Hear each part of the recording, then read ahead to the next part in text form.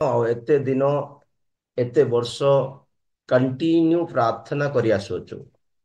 घर प्रार्थना हो, व्यक्तिगत प्रार्थना हो, या ऐसे एमिति ग्रुप प्रार्थना हो, सेटा केमिति भी प्रार्थना हो,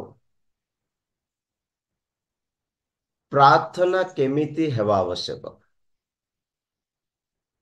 प्रार्थना केमिति हेबा दरकार बाइबल अनुसार आंसर देवा पई चेष्टा करिवा। आमे समस्ते प्रार्थना करूछु ईश्वरଙ୍କ सम्मुखरे, उपवास सहित मध्य प्रार्थना करूछु, मंडली सहित मध्य प्रार्थना करूछु, सिंगल बा व्यक्तिगत प्रार्थना, गुप्त प्रार्थना, एमती ग्रुप रे प्रार्थना ठीक अच्छे, किंतु प्रार्थना केमिति हेबा दरकार, प्रार्थना कौन बाइबल कहे। आमे प्रथमे प्रार्थना कौन जानिबा पई हेले आमको एठा जानिबा को हुए जे प्रार्थनार जवाब देवा लोक, प्रार्थनार आंसर देवा लोक केमिति लोक, जे प्रार्थना शुणुचंती से केमिति लोक प्रथमे जानिबा पड़ियो। उदाहरण स्वरूप पई गोटे वाक्य पढ़िबा, किंतु एटा मोर प्रसंगर वाक्य नुहे, मु अलगा विषय कहबा पई जाउछि, किंतु प्रार्थना विषय प्रत्येक व्यक्ति जानिबा दरकार कि प्रार्थना केमिति हेबा दरकार। उदाहरण पई आयुब पुस्तक 16:17 वाक्य रे आयुब कहउचंती तांको प्रार्थना विषय रे केमिति तांको प्रार्थना अछि पढ़िबा। आयुब तार 16:17 वाक्य।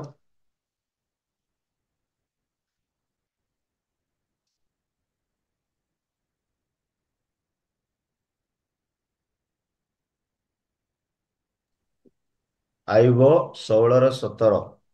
ତଥାପି ମୋ ହସ୍ତରେ ଦୌରାତ୍ମ୍ୟ ନାହିଁ ଓ ମୋହର ପ୍ରାର୍ଥନା ନିର୍ମଳ। मोर प्रार्थना निर्मल।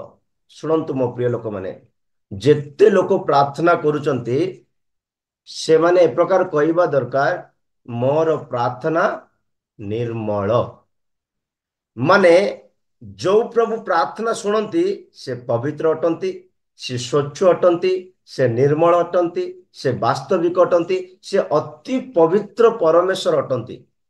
से असुचि शब्द को शुणती नहीं, से कौन सी प्रकार मलिनतार विषय को शुणती नहीं। कारण प्रार्थना जार निर्मल हेब नहीं, से केबे भी प्रभु सम्मुख केते बसी प्रार्थना कले मध्य प्रभु शुणिबे नहीं। उदाहरण स्वरूप दाऊद 7 दिन बसी उपवास प्रार्थना कले, दाऊद 7 दिन बसी उपवास प्रार्थना कले, तार गोटे दिन भी प्रार्थना प्रभु शुणिले नहीं। आउ जो विषय पर से प्रार्थना कले से विषय तार सफल हैला नहीं। आपण माने जानी थाई पारंती, जितेबाला तांको द्वारा उरियांको ठारू गोटे पुत्र जन्म हेले, आउ सेई पुत्र असुस्थ असुस्थ रे मृत प्राय थिले, सेतेबेले दाऊद बसी 7 दिन उपवास ने प्रार्थना कले, परिशेष रे पुओ मरी गले, किंतु दाऊदंकर प्रार्थना शुणा गला नहीं। सेटा अलगा रीजन उठे, किंतु कहबा पई मु चाहे प्रार्थना अति निर्मल हेबा दरकार। कारण शुणिबा प्रभु निर्मल अटंती, सूची अटंती, पवित्र अटंती। सेतिबा मान प्रत्येक जनकर प्रार्थना सर्वदा निर्मल रहबा दरकार। निर्मल हेबा पई कोन करिवार अछि, शिपन्य पढ़िबा दरकार न, खाली शुणंतु। शिपन्य 3:9 वाक्य रे लेखा अछि, शिपन्य 3:9 वाक्य रे लेखा अछि, पवित्र भाषा बा पवित्र आत्मार गोटे भाषा अछि। पवित्र आत्मा जो माने पाती आ पवित्र आत्मा को द्वारा शुद्ध शब्दर सहित प्रभु सम्मुख में बसी प्रार्थना करती बोले लिखा अछि। तो पवित्र आत्मा मान को साहाय्य करि थाए कि प्रभु सम्मुख में आमानकर प्रार्थना पवित्र है, निर्मल है देखा जीवा पाए। से बहुत लोग तो प्रार्थना करुचंती, किंतु तांको प्रार्थनार जवाब से पाऊना, कारण जानिबा दरकार। आयुब कहउचंती मो हस्त द्वारा दौराम्य होय नाही, अन्याय होय नाही, सेतिपई मो प्रार्थना निर्मल अटे। आउ हस्तर मध्य ପ୍ରାର୍ଥନା ସହିତ ବହୁତ ଇଣ୍ଟରଲିଙ୍କ ସ୍ପିରିଚୁଆଲ ଲିଙ୍କ ଅଛି। ହାତ ଠିକ ନଥିଲେ ମଧ୍ୟ ପ୍ରାର୍ଥନା ଶୁଣାଯିବ ନାହିଁ ବୋଲି ଯିଶାୟ ଭବିଷ୍ୟତ ବକ୍ତାଙ୍କ ଦ୍ୱାରା ପ୍ରଭୁଙ୍କର ବାକ୍ୟ କହେ। ଯିଶାୟ 1:15 ବାକ୍ୟରେ ଲେଖା ଅଛି, ହସ୍ତ ଠିକ ନଥିଲେ ପ୍ରାର୍ଥନା ଶୁଭାଯିବ ନାହିଁ। ତ ଆମମାନେ ପ୍ରାର୍ଥନା ତ କରୁଛୁ, କିନ୍ତୁ ଜାଣିବା ଦରକାର ମୋର ପ୍ରାର୍ଥନା ନିର୍ମଳ ଅଟେ କି? କାରଣ ପ୍ରାର୍ଥନା ଯଦି ନିର୍ମଳ, ନିଶ୍ଚିତ ଭାବରେ ସେ ନିର୍ମଳ ପବିତ୍ର ପ୍ରଭୁ କଣ କରନ୍ତି? ପ୍ରାର୍ଥନା ଶୁଣନ୍ତି, କାର୍ଯ୍ୟ କରନ୍ତି। ପ୍ରଭୁ ଆମମାନଙ୍କୁ ଏ ପ୍ରକାର ଅନୁଗ୍ରହ ଦିଅନ୍ତୁ କି ଆମମାନେ ପ୍ରତ୍ୟେକ ଦିନ ଗୋଟେ ନିର୍ମଳତାର, ଶୁଦ୍ଧ ଶବ୍ଦର, ପବିତ୍ର ଆତ୍ମାଙ୍କ ଦ୍ୱାରା ପ୍ରଭୁଙ୍କ ସମ୍ମୁଖରେ ଆମେ ପ୍ରତିଦିନ ପ୍ରାର୍ଥନାରେ ଲାଗି ରହିବା ପାଇଁ ପ୍ରଭୁ ସାହାଯ୍ୟ କରନ୍ତୁ। ପ୍ରଭୁଙ୍କର ପ୍ରଭୁଙ୍କର ମହାନାମ ଧନ୍ୟବାଦ।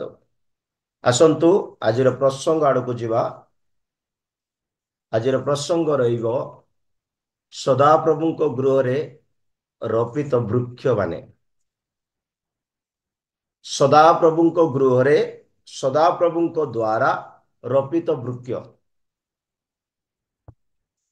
ଗୀତ ସଂହିତା 92ର 13 ବାକ୍ୟକୁ 14 ବାକ୍ୟକୁ ଧ୍ୟାନ କରିବା। ଗୀତ ସଂହିତା 92ର 13, 14। ବାଇବେଲ ଟିକେ ପଢିବା ଲୋକ ଅନ୍ ରେ ଥାନ୍ତୁ, କଣ୍ଟିନ୍ୟୁ ଜଲ୍ଦି ଜଲ୍ଦି ପଢନ୍ତୁ। ହଁ, ପ୍ରେଜ୍ ଲର୍ଡ। ପଢନ୍ତୁ 92, 92ର 13, 14। ଯେଉଁମାନେ ଯେଉଁମାନେ ସଦାପ୍ରଭୁଙ୍କର ଗୃହରେ ରୋପିତ ହୁଅନ୍ତି, ସେମାନେ ଆମ୍ଭମାନଙ୍କ ପରମେଶ୍ୱରଙ୍କର ପ୍ରାଙ୍ଗଣରେ ବର୍ଦ୍ଧିଷ୍ଣୁ ହେବେ। ସେମାନେ ବୃଦ୍ଧ ବୟସରେ ଫଳ ଉତ୍ପନ୍ନ କରିବେ। ସେମାନେ ରସ ଓ ତେଜରେ ପୂର୍ଣ୍ଣ ହେବେ। ପ୍ରଭୁଙ୍କର ମହାନାମ ଧନ୍ୟବାଦ। 13 ବାକ୍ୟରେ ଯେ ପ୍ରକାର ଲେଖା ଅଛି, हे यहोवा के भवन में रोपे जा वे यहोवा के भवन में रोपे जाकर हमारे परमेश्वर के आंगनों में फूलेंगे। ସେମାନେ ସଦା ପ୍ରଭୁଙ୍କ ଗୃହରେ ରୋପିତ ହେବେ। ଆଉ ପ୍ରଭୁଙ୍କ ସମ୍ମୁଖରେ ବା ପ୍ରଭୁଙ୍କର ଆଙ୍ଗଣରେ ବା ବାରଣ୍ଡାରେ କଣ ହେବେ? ସେମାନେ ବର୍ଦ୍ଧିଷ୍ଣୁ ହେବେ, ଫୁଲିବେ, ଫଳିବେ, ଉନ୍ନତି ହେବେ। ଏଟା ସଦାପ୍ରଭୁଙ୍କର ଯୋଉ ଗୃହ, ସଦାପ୍ରଭୁ ସେଇ ଗୃହରେ କିଛି ଗଛ ଗୁଡାକ ଲଗାଉଛନ୍ତି। ଆଉ ସେଇ ଗଛ ମାନେ, ମୁଁ ସିଧା କହିଦେବା ପାଇଁ ଚାହେଁ, ଏଇ ଗଛ ଆଉ କୌଣସି ଗଛ ନୁହେଁ। ଏଇ ସମସ୍ତ ବୃକ୍ଷ ବା ଗଛ ଆପଣ ଆଉ ମୁଁ ଅଟେ।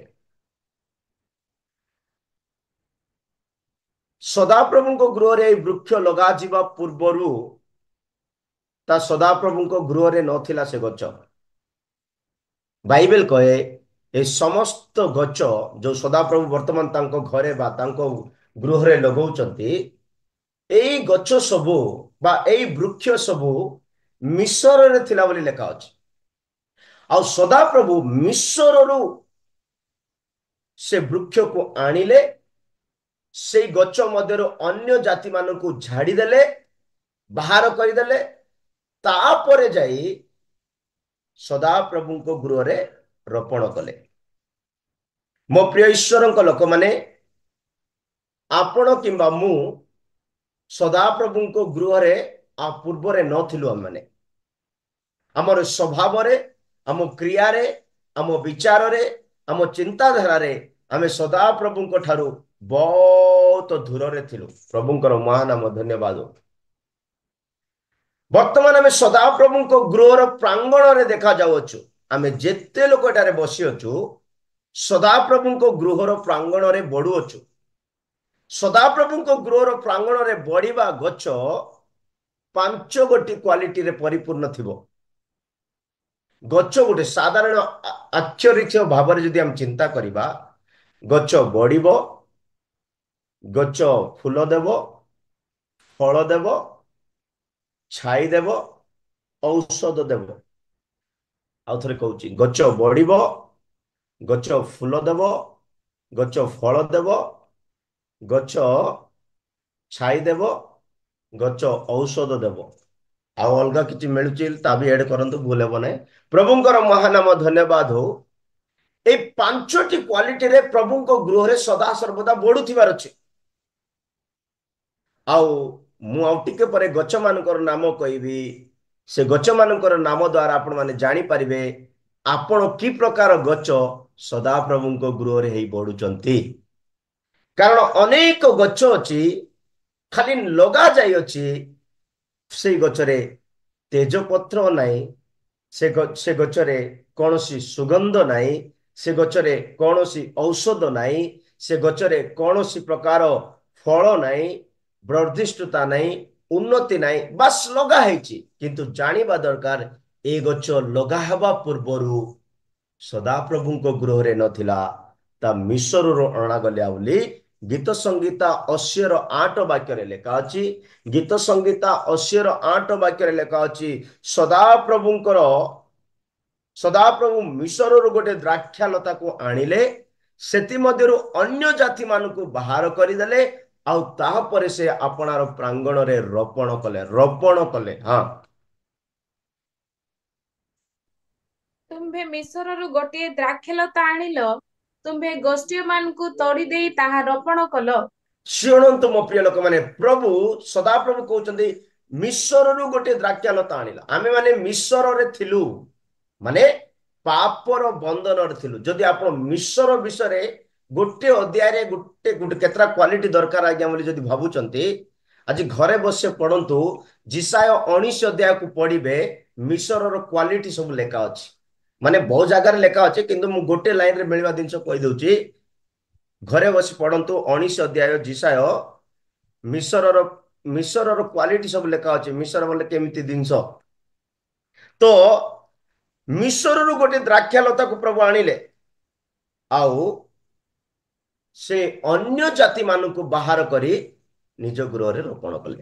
ମିଶର କହିଲେ ଅହଙ୍କାରରେ ବଞ୍ଚୁଥିବା ବ୍ୟକ୍ତିମାନେ, ମିଶର କହିଲେ ପାପ ସହିତ ସମ୍ପର୍କ ରଖୁଥିବା ଲୋକମାନେ, ମିଶର କହିଲେ ଜାଗତିକ ଅଭିଳାଷରେ ସମୟ ବର୍ବାଦ କରୁଥିବା ଲୋକମାନେ, ମିଶର କହିଲେ ଅନେକ ପ୍ରକାର ଷଡ଼ଯନ୍ତ୍ର, ଅନେକ ପ୍ରକାର ବିରୋଧୀ ଭାବ, ଅନେକ ପ୍ରକାର ଶାରୀରିକ ମାନସିକରେ ବଞ୍ଚୁଥିବା ଲୋକମାନେ, ଏସବୁ 19 ଅଧ୍ୟାୟରେ ପାଇବେ। ଜିସାୟ 19 ଅଧ୍ୟାୟରେ ମିଶର କହିଲେ ଅନେକ ପ୍ରକାର ଦୁଷ୍ଟ ଦୁର୍ବଳତାରେ ବଞ୍ଚୁଥିବା ଲୋକମାନେ। ଏ ପ୍ରକାର ଏକ ଦ୍ରାକ୍ଷା ଲତା କୋଉଠି ଥିଲା?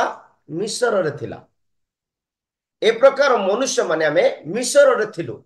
ପାପରେ, ଅହଙ୍କାରରେ, ଦୁଷ୍ଟତାରେ, ମୂର୍ଖତାରେ ନ ଭାବନ୍ତୁ, ଯୋଉଟା ଯୋଉଟା ଅଛି ମନୁଷ୍ୟ ପାଖରେ ସେ ସବୁ ମିଶରର ସ୍ୱଭାବ। ଆଉ ସଦାପ୍ରଭୁ କଣ କଲେ? ସେ ନିଜ ଗୃହକୁ ଆଣିବା ପାଇଁ ଚାହିଁଲେ, ବର୍ଦ୍ଧିଷ୍ଣୁ କରିବା ପାଇଁ ଚାହିଁଲେ, ଫୁଲ ଫୁଲ ଫଳ ଆଉ ଅନେକ ଆଶୀର୍ବାଦର ଜୀବନ ଦେବା ପାଇଁ ଚାହିଁଲେ।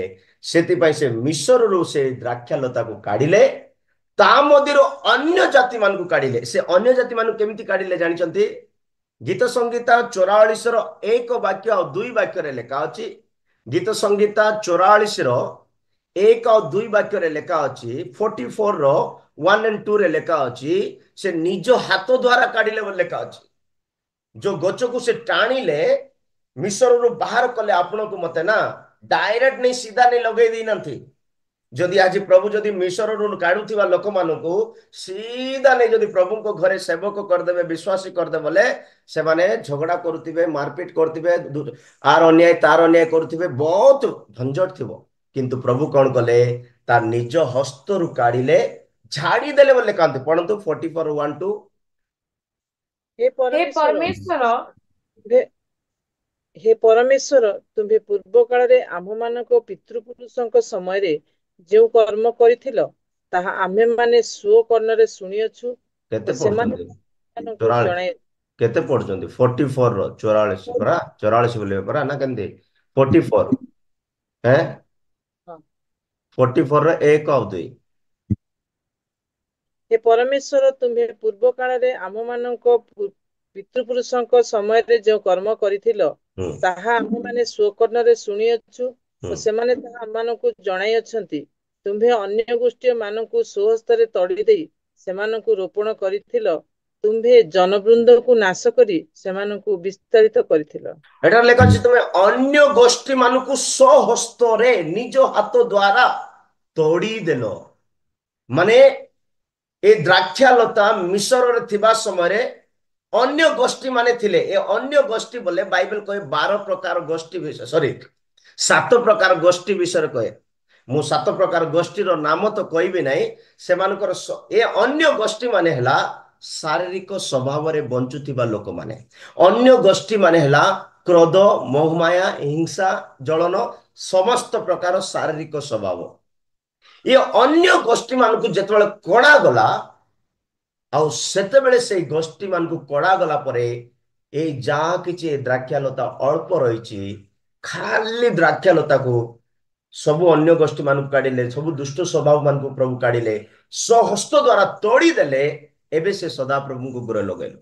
ଆପଣ ମାନେ କିଏ ବି ଭାବନ୍ତୁ ନାହିଁ କି ମୁଁ ଅତି ପବିତ୍ର, ମୁଁ ବହୁତ ଭଲ, ମୁଁ ବହୁତ ସୁନ୍ଦର ପ୍ରାର୍ଥନା କରେ, ମୁଁ ବହୁତ ଭକ୍ତି ବୋଲି ଭାବୁଛନ୍ତି। ଏସବୁ ଟିକେ ଭାବିବାଟା ସ୍ପିଡ କମେଇବା ଦରକାର। କାରଣ ଆମମାନେ ମିଶରରେ ଥିଲୁ, ଆମମାନେ ପାପରେ ଥିଲୁ, ଆମେ ଚାଲାକିରେ ଥିଲୁ, ଚତୁରତାର ଜୀବନ କାଟୁଥିଲୁ। ଆମମାନଙ୍କ ବିଷୟରେ ଆମକୁ କହିବା ପାଇଁ ଲାଜ, ସେମିତି ଜୀବନ କାଟୁଥିଲୁ। କିନ୍ତୁ ପ୍ରଭୁ କଣ କଲେ? ଆମମାନଙ୍କୁ ଖୋଜିଲେ, ଆଉ ଆମମାନଙ୍କୁ ସେ ସ୍ପର୍ଶ କଲେ, ମିଶରରୁ କାଢିଲେ। ଆମମାନଙ୍କ ମଧ୍ୟରେ ଯୋଉ ଦୁର୍ବଳତା ସବୁ ଥିଲା ପ୍ରଭୁ ନିଜେ କାଢିଲେ, ସ୍ୱହସ୍ତରେ କାଢିଲେ। ଆଉ କାଢିଲା ପରେ ପ୍ରଭୁଙ୍କ ଗୃହକୁ ଆଣି ସେ ରୋପଣ କଲେ। ଏବେ ଦେଖନ୍ତୁ, ଆପଣଙ୍କ ଠାରେ ଆଉ ମିଶରର ସ୍ୱଭାବ ରହିବା କଥା ନୁହଁ। ଯେତେବେଳେ ମିଶରରୁ କାଢିଲେ, ଯଦି ଡାଇରେକ୍ଟ ମିଶରରୁ କାଢି ଯଦି ସଦାପ୍ରଭୁଙ୍କ ଗୃହରେ ରୋପଣ କରିଦେବେ, ତ ଆପଣ ମାନେ ମିଶରର ଫଳ ଦେବା ଆରମ୍ଭ କରିଦେବେ, ମିଶରର ଦୁଷ୍ଟତା ଆରମ୍ଭ କରିଦେବେ, ମିଶରର ଫୁଲ ଦେବା ଆରମ୍ଭ କରିଦେବେ, ମିଶରର ସୁଗନ୍ଧ ଦେବା ଆରମ୍ଭ କରିଦେବେ। ସେଥିପାଇଁ ପ୍ରଭୁ କହିଲେ ମିଶରର ସୁଗନ୍ଧ ଦରକାର ନାହିଁ, ମିଶରର ଫଳ ଦରକାର ନାହିଁ, ମିଶରର କୌଣସି ଦରକାର ନାହିଁ। ଏବେ ମୁଁ ସଦାପ୍ରଭୁଙ୍କ ଘରେ ଯୋଉ ରୋପଣ କରିବି, ସଦାପ୍ରଭୁଙ୍କର ଫଳ ଫୁଲ ଦେବା ପାଇଁ ସେ ପ୍ରକାର ଏକ ବୃକ୍ଷ ମୁଁ ରୋପଣ କରୁଛି। ମୋ ପ୍ରିୟ ଈଶ୍ୱରଙ୍କ ଲୋକମାନେ, ବାଇବେଲ କହେ ଜଣେ ବ୍ୟକ୍ତିକୁ ଦୁଇ ପ୍ରକାର ରୋପଣ କରିପାରିବ। ଜଣେ ବ୍ୟକ୍ତି ବା ପରମେଶ୍ୱର ଆଉ ସଦାପ୍ରଭୁ ଦୁଇ ଜଣ ରୋପଣ କରିପାରନ୍ତି। ପ୍ରଥମେ ସଦାପ୍ରଭୁ ଆପଣ ଆମମାନଙ୍କୁ ରୋପଣ କରିପାରିବେ ବୋଲି ମାତ୍ୟୁ 15:13 ପଢିବା ଦରକାର ନୁହଁ। ମାତ୍ୟୁ 15:13 ଲେଖା ଅଛି, ସଦାପ୍ରଭୁଙ୍କ ଦ୍ୱାରା ବି ରୋପିତ ହୁଏ। ଆପଣ ଆଉ ମୁଁ ସଦାପ୍ରଭୁଙ୍କ ଦ୍ୱାରା ଲଗାଯାଇଅଛି। ଯୋଉମାନେ ସଦାପ୍ରଭୁଙ୍କ ଦ୍ୱାରା ଲଗାଯାଇଅଛନ୍ତି, ସେ ମାଲିକ ପ୍ରତି, ସେ ମାଳି ପ୍ରତି, ସେ କୃଷକ ପ୍ରତି ଫୁଲ ଦେବ, ଫଳ ଦେବ, ଛାଇ ଦେବ, ଔଷଧ ଦେବ, ତୃପ୍ତତା ଦେବ, ସୁଗନ୍ଧ ଦେବ। ତାର ସମସ୍ତ କାର୍ଯ୍ୟରେ ତାର ସ୍ୱାମୀ, ତାର ମାଳି, ତାର କୃଷକ ସେଇ ବୃକ୍ଷ ଦ୍ୱାରା ସନ୍ତୁଷ୍ଟ ହେବ। କେତେ ଗଛକୁ ଖାଲି ଲଗେଇ ଦେଇଥିବେ, ପାଣି ଦେଉଥିବେ, ପାଣି ଦେଉଥିବେ, ସାର ଦେଉଥିବେ, ସବୁ ଦେଉଥିବେ, କିନ୍ତୁ ପରିବର୍ତ୍ତନ ବା ଛାଇର କୌଣସି ବା ଫୁଲ ଦେବାର କୌଣସି, ଫଳ ଦେବାର କୌଣସି ସ୍ୱଭାବ ତାଠାରେ ଏପର୍ଯ୍ୟନ୍ତ ଆସିନଥାଏ। କିନ୍ତୁ ସଦାପ୍ରଭୁ ରୋପଣ କରନ୍ତି। ଯେମିତି ମାତ୍ୟୁ 15:13 କହିଲେ, ଆହୁରି ଜିସାୟରେ ମଧ୍ୟ ଲେଖା ଅଛି, ସଦାପ୍ରଭୁଙ୍କ ଦ୍ୱାରା ରୋପିତ ଦ୍ରାକ୍ଷାଲତାର ବଗିଚା। ଆପଣ ମୁଁ ସଦାପ୍ରଭୁଙ୍କ ଦ୍ୱାରା ରୋପିତ। ମୁଁ ପରେ ପରେ ନାମ ସବୁ କହିବି, ଆପଣ ବାଛି ନେବେ ଆପଣ କି ପ୍ରକାର ବୃକ୍ଷ ହେଇ ରୋପିତ ହେଇଛନ୍ତି। ଦ୍ୱିତୀୟରେ ମନୁଷ୍ୟ ଦ୍ୱାରା ରୋପିତ। ମାର୍କ 12:1 ମନୁଷ୍ୟ ଦ୍ୱାରା ରୋପିତ ବୋଲି ଲେଖା ଅଛି। ଉଦାହରଣ ସ୍ୱରୂପ ଗୋଟେ ବାକ୍ୟ ପଢିବା, ପ୍ରଥମ କରନ୍ଥୀୟ 3:6 ବାକ୍ୟରେ ଏଠାରେ ପାଉଲ କହୁଛନ୍ତି, ପାଉଲଙ୍କ ଦ୍ୱାରା ରୋପିତ, ଆପୋଲୋଙ୍କ ଦ୍ୱାରା ସିଞ୍ଚିତ, ସଦାପ୍ରଭୁଙ୍କ ଦ୍ୱାରା ବର୍ଦ୍ଧିଷ୍ଠ। ପଢିବା ପ୍ରଥମ ମୁଁ କରନ୍ଥୀୟ 3। ରୋପଣ କରିଅଛି, ମୁଁ ରୋପଣ ମୁଁ କରିଅଛି, ରୋପଣ ଆପୋଲୋ ଜଳସେଚନ କରିଅଛନ୍ତି, କିନ୍ତୁ ଈଶ୍ୱର ବୃଦ୍ଧି ସାଧନ କରିଅଛନ୍ତି। ଆମେନ୍। ପ୍ରଭୁଙ୍କର ମହାନାମ ଧନ୍ୟବାଦ ହଉ। ମୋ ପ୍ରିୟ ଈଶ୍ୱରଙ୍କ ଲୋକମାନେ, ପାଉଲ ଏଠାରେ କହୁଛନ୍ତି, ଗୋଟେ ସେବକ କହୁଛନ୍ତି, ଗୋଟେ ଅଭିଷେକରେ ପରିପୂର୍ଣ୍ଣ, ବାକ୍ୟରେ ପରିପୂର୍ଣ୍ଣ, ଗୋଟେ ସତ୍ୟ ଆତ୍ମାରେ ପରିପୂର୍ଣ୍ଣ ବ୍ୟକ୍ତି କହୁଛନ୍ତି, ମୁଁ ରୋପଣ କରିଅଛି। ମାନେ ସେବକ ମଧ୍ୟ ଜଣେ ବ୍ୟକ୍ତିକୁ, ଜଣେ ବିଶ୍ୱାସୀକୁ ଠିକ ଜାଗାରେ ରୋପଣ କରିପାରିବ। ଖାଲି ରୋପଣ କରିବ, କିନ୍ତୁ ଆପୋଲୋ ପାଣି ସିଞ୍ଚିଛନ୍ତି। ଏ ଆପୋଲୋ କହିଲେ ବାକ୍ୟର କୃତଜ୍ଞତା ବ୍ୟକ୍ତି, ବାକ୍ୟରେ ପରିପୂର୍ଣ୍ଣ ବ୍ୟକ୍ତି, ଈଶ୍ୱରଙ୍କର ଆତ୍ମାଙ୍କୁ ବା ଆତ୍ମାଙ୍କ ରୂପ ବାକ୍ୟ ସେ ସିଞ୍ଚୁଛନ୍ତି। ବାକ୍ୟ ରୂପ ପାଣିରେ ସେ ସିଞ୍ଚୁଛନ୍ତି। କିନ୍ତୁ ବଢେଇବା ଲୋକ କିଏ? ସଦାପ୍ରଭୁ। ଆପଣ କୋଉ ମଣ୍ଡଳୀରେ ଥାନ୍ତୁ, କି ପ୍ରକାର ବାକ୍ୟ ବି ଶୁଣନ୍ତୁ, ଯଦି ସେଇ ବାକ୍ୟ ରୂପ ଜଳକୁ ଜୀବନରେ ଅନୁଭବ କରୁଛନ୍ତି, ସେଇ ମଣ୍ଡଳୀରେ ଆପଣ ରପିତ ହେଇଛନ୍ତି ବା ସେଇ ଆତ୍ମିକରେ ରପିତ ହେଇଛନ୍ତି, ତାହେଲେ ସଦାପ୍ରଭୁ ଆପଣମାନଙ୍କୁ ବଢେଇବେ। ପ୍ରଭୁଙ୍କର ମହାନାମ ଧନ୍ୟବାଦ। ମୋ ପ୍ରିୟ ଈଶ୍ୱରଙ୍କ ଲୋକମାନେ, ସଦାପ୍ରଭୁ ଯେତେବେଳେ ରୋପଣ କରିଛନ୍ତି, କିଛି ତ ଗୋଟେ ବଡ ଉଦ୍ଦେଶ୍ୟର ସହିତ ଆପଣଙ୍କୁ ମତେ ତାଙ୍କ ଗୃହରେ ରପିତ କରିଛନ୍ତି। ଖାଲି ନାମ ମାତ୍ରକୁ ଖ୍ରୀଷ୍ଟିଆନ ନୁହଁ, ଖାଲି ନାମ ମାତ୍ରକୁ ସେବକ ନୁହଁ। ଆପଣ କେବେ ବି ଭାବନ୍ତୁ ନାହିଁ ମୁଁ ତ ଗୋଟେ ଛୋଟ ସେବକ, ମୁଁ ତ ଗୋଟେ ଛୋଟ ବିଶ୍ୱାସୀ। କିନ୍ତୁ ଛୋଟ ବିଶ୍ୱାସୀ ହଉ, ଛୋଟ ସେବକ ହଉ, ସେ କେତେ ଭାଗ୍ୟବାନ ଲୋକ, ସଦାପ୍ରଭୁଙ୍କ ଗୃହରେ ଲଗା ଯାଇଅଛି, ସଦାପ୍ରଭୁଙ୍କ ଗୃହରେ ରପିତ ହେଇଅଛି।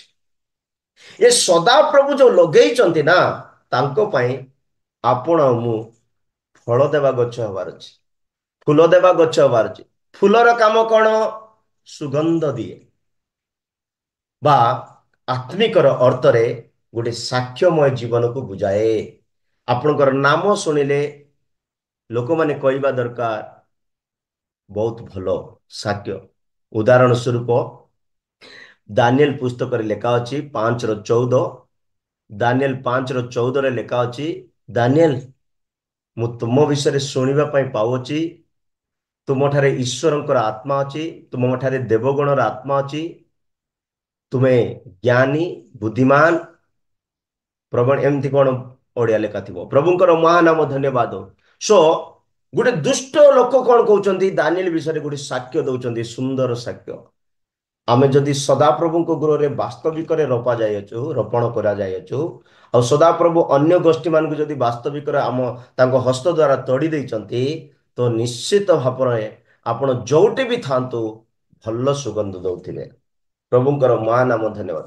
କିନ୍ତୁ ଆଉ କେତେ ଜଣଙ୍କର ନାମ ଧରଲେ ସରି କହିବେ ତା ନାଁ ଧରୁନାହାନ୍ତି। ପ୍ରଭୁଙ୍କର ଲୋକମାନେ ଆମେ ସେ ପ୍ରକାର ସାକ୍ଷ୍ୟକୁ ସଞ୍ଚୟ କରିବା କଥା ନୁହଁ। ପ୍ରଭୁଙ୍କର ନାମ ଧନ୍ୟବାଦ।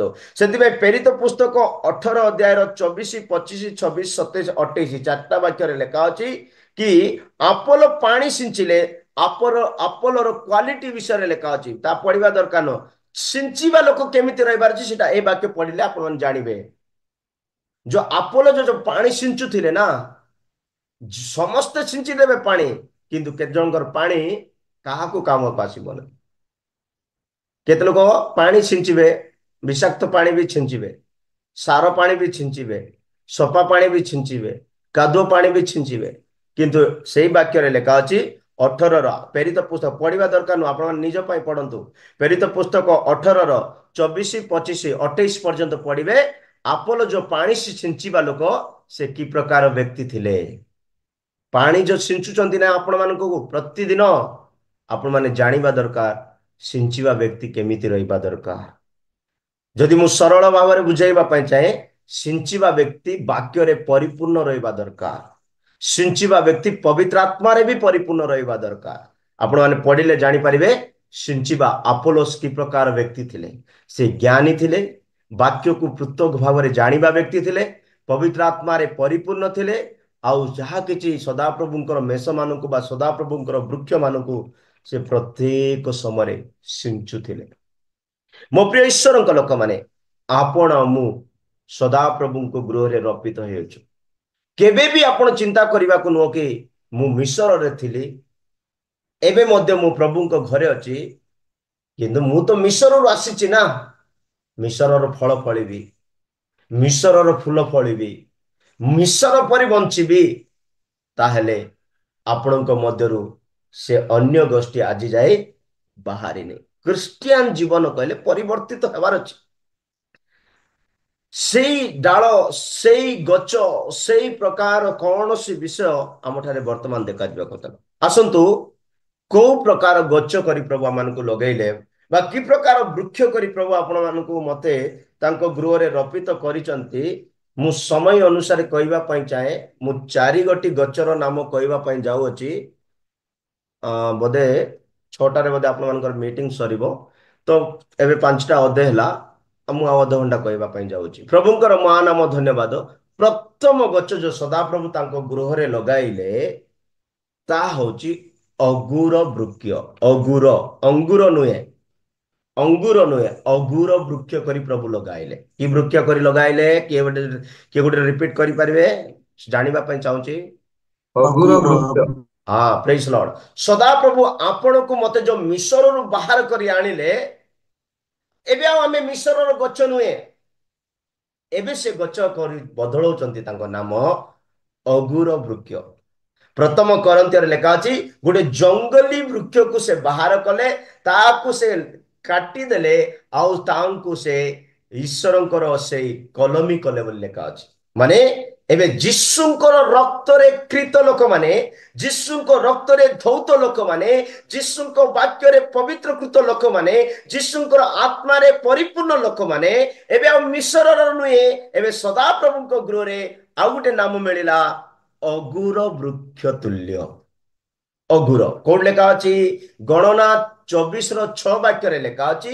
ଗଣନା 24:6 ଲେଖା ଅଛି ସଦାପ୍ରଭୁ ବର୍ତ୍ତମାନ ଅଗୁର ବୃକ୍ଷ ସ୍ୱରୂପ ତାଙ୍କ ପ୍ରାଙ୍ଗଣରେ ସେ ନିଜେ ରୋପଣ କରିଛନ୍ତି। ଆଉ କିଏ ଲଗଉନାହାନ୍ତି? ସଦାପ୍ରଭୁ ଆପଣଙ୍କୁ ଲଗଉଛନ୍ତି। ଆପଣଙ୍କୁ ବିଶ୍ୱାସୀ କିଏ କରିଛନ୍ତି? ସଦାପ୍ରଭୁ। ଆପଣଙ୍କୁ ଆତ୍ମିକ କିଏ ଦଉଛନ୍ତି? ସଦାପ୍ରଭୁ। ଆପଣଙ୍କୁ ବାକ୍ୟର ପରିଚୟ କିଏ ଦଉଛନ୍ତି? ସଦାପ୍ରଭୁ। ଆପଣଙ୍କୁ ବାକ୍ୟର ପ୍ରକାଶନ କିଏ ଦଉଛନ୍ତି? ସଦାପ୍ରଭୁ। ସଦାପ୍ରଭୁ ଆପଣଙ୍କୁ ଗୋଟେ ଅଗୁର ବୃକ୍ଷ କରି ଲଗଉଛନ୍ତି। ପଢନ୍ତୁ।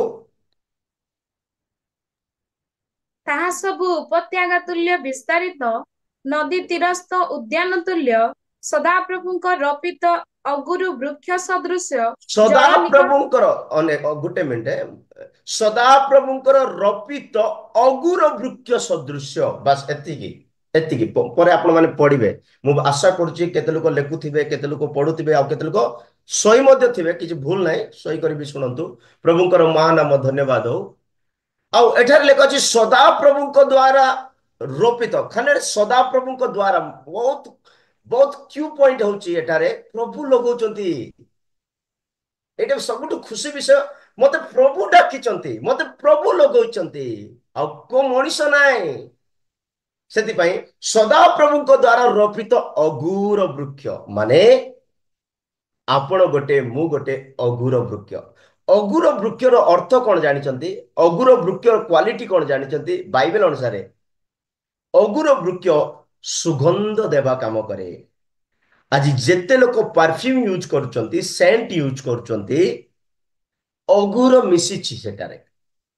କେମିତି କହିପାରୁଛନ୍ତି ଆଜ୍ଞା ଅଗୁର ବୋଲେ ସେଣ୍ଟ ବୋଲି, ପରଫ୍ୟୁମ ବୋଲି, ସୁନ୍ଦର ସୁଗନ୍ଧ ଦେବାଟା ବୋଲି?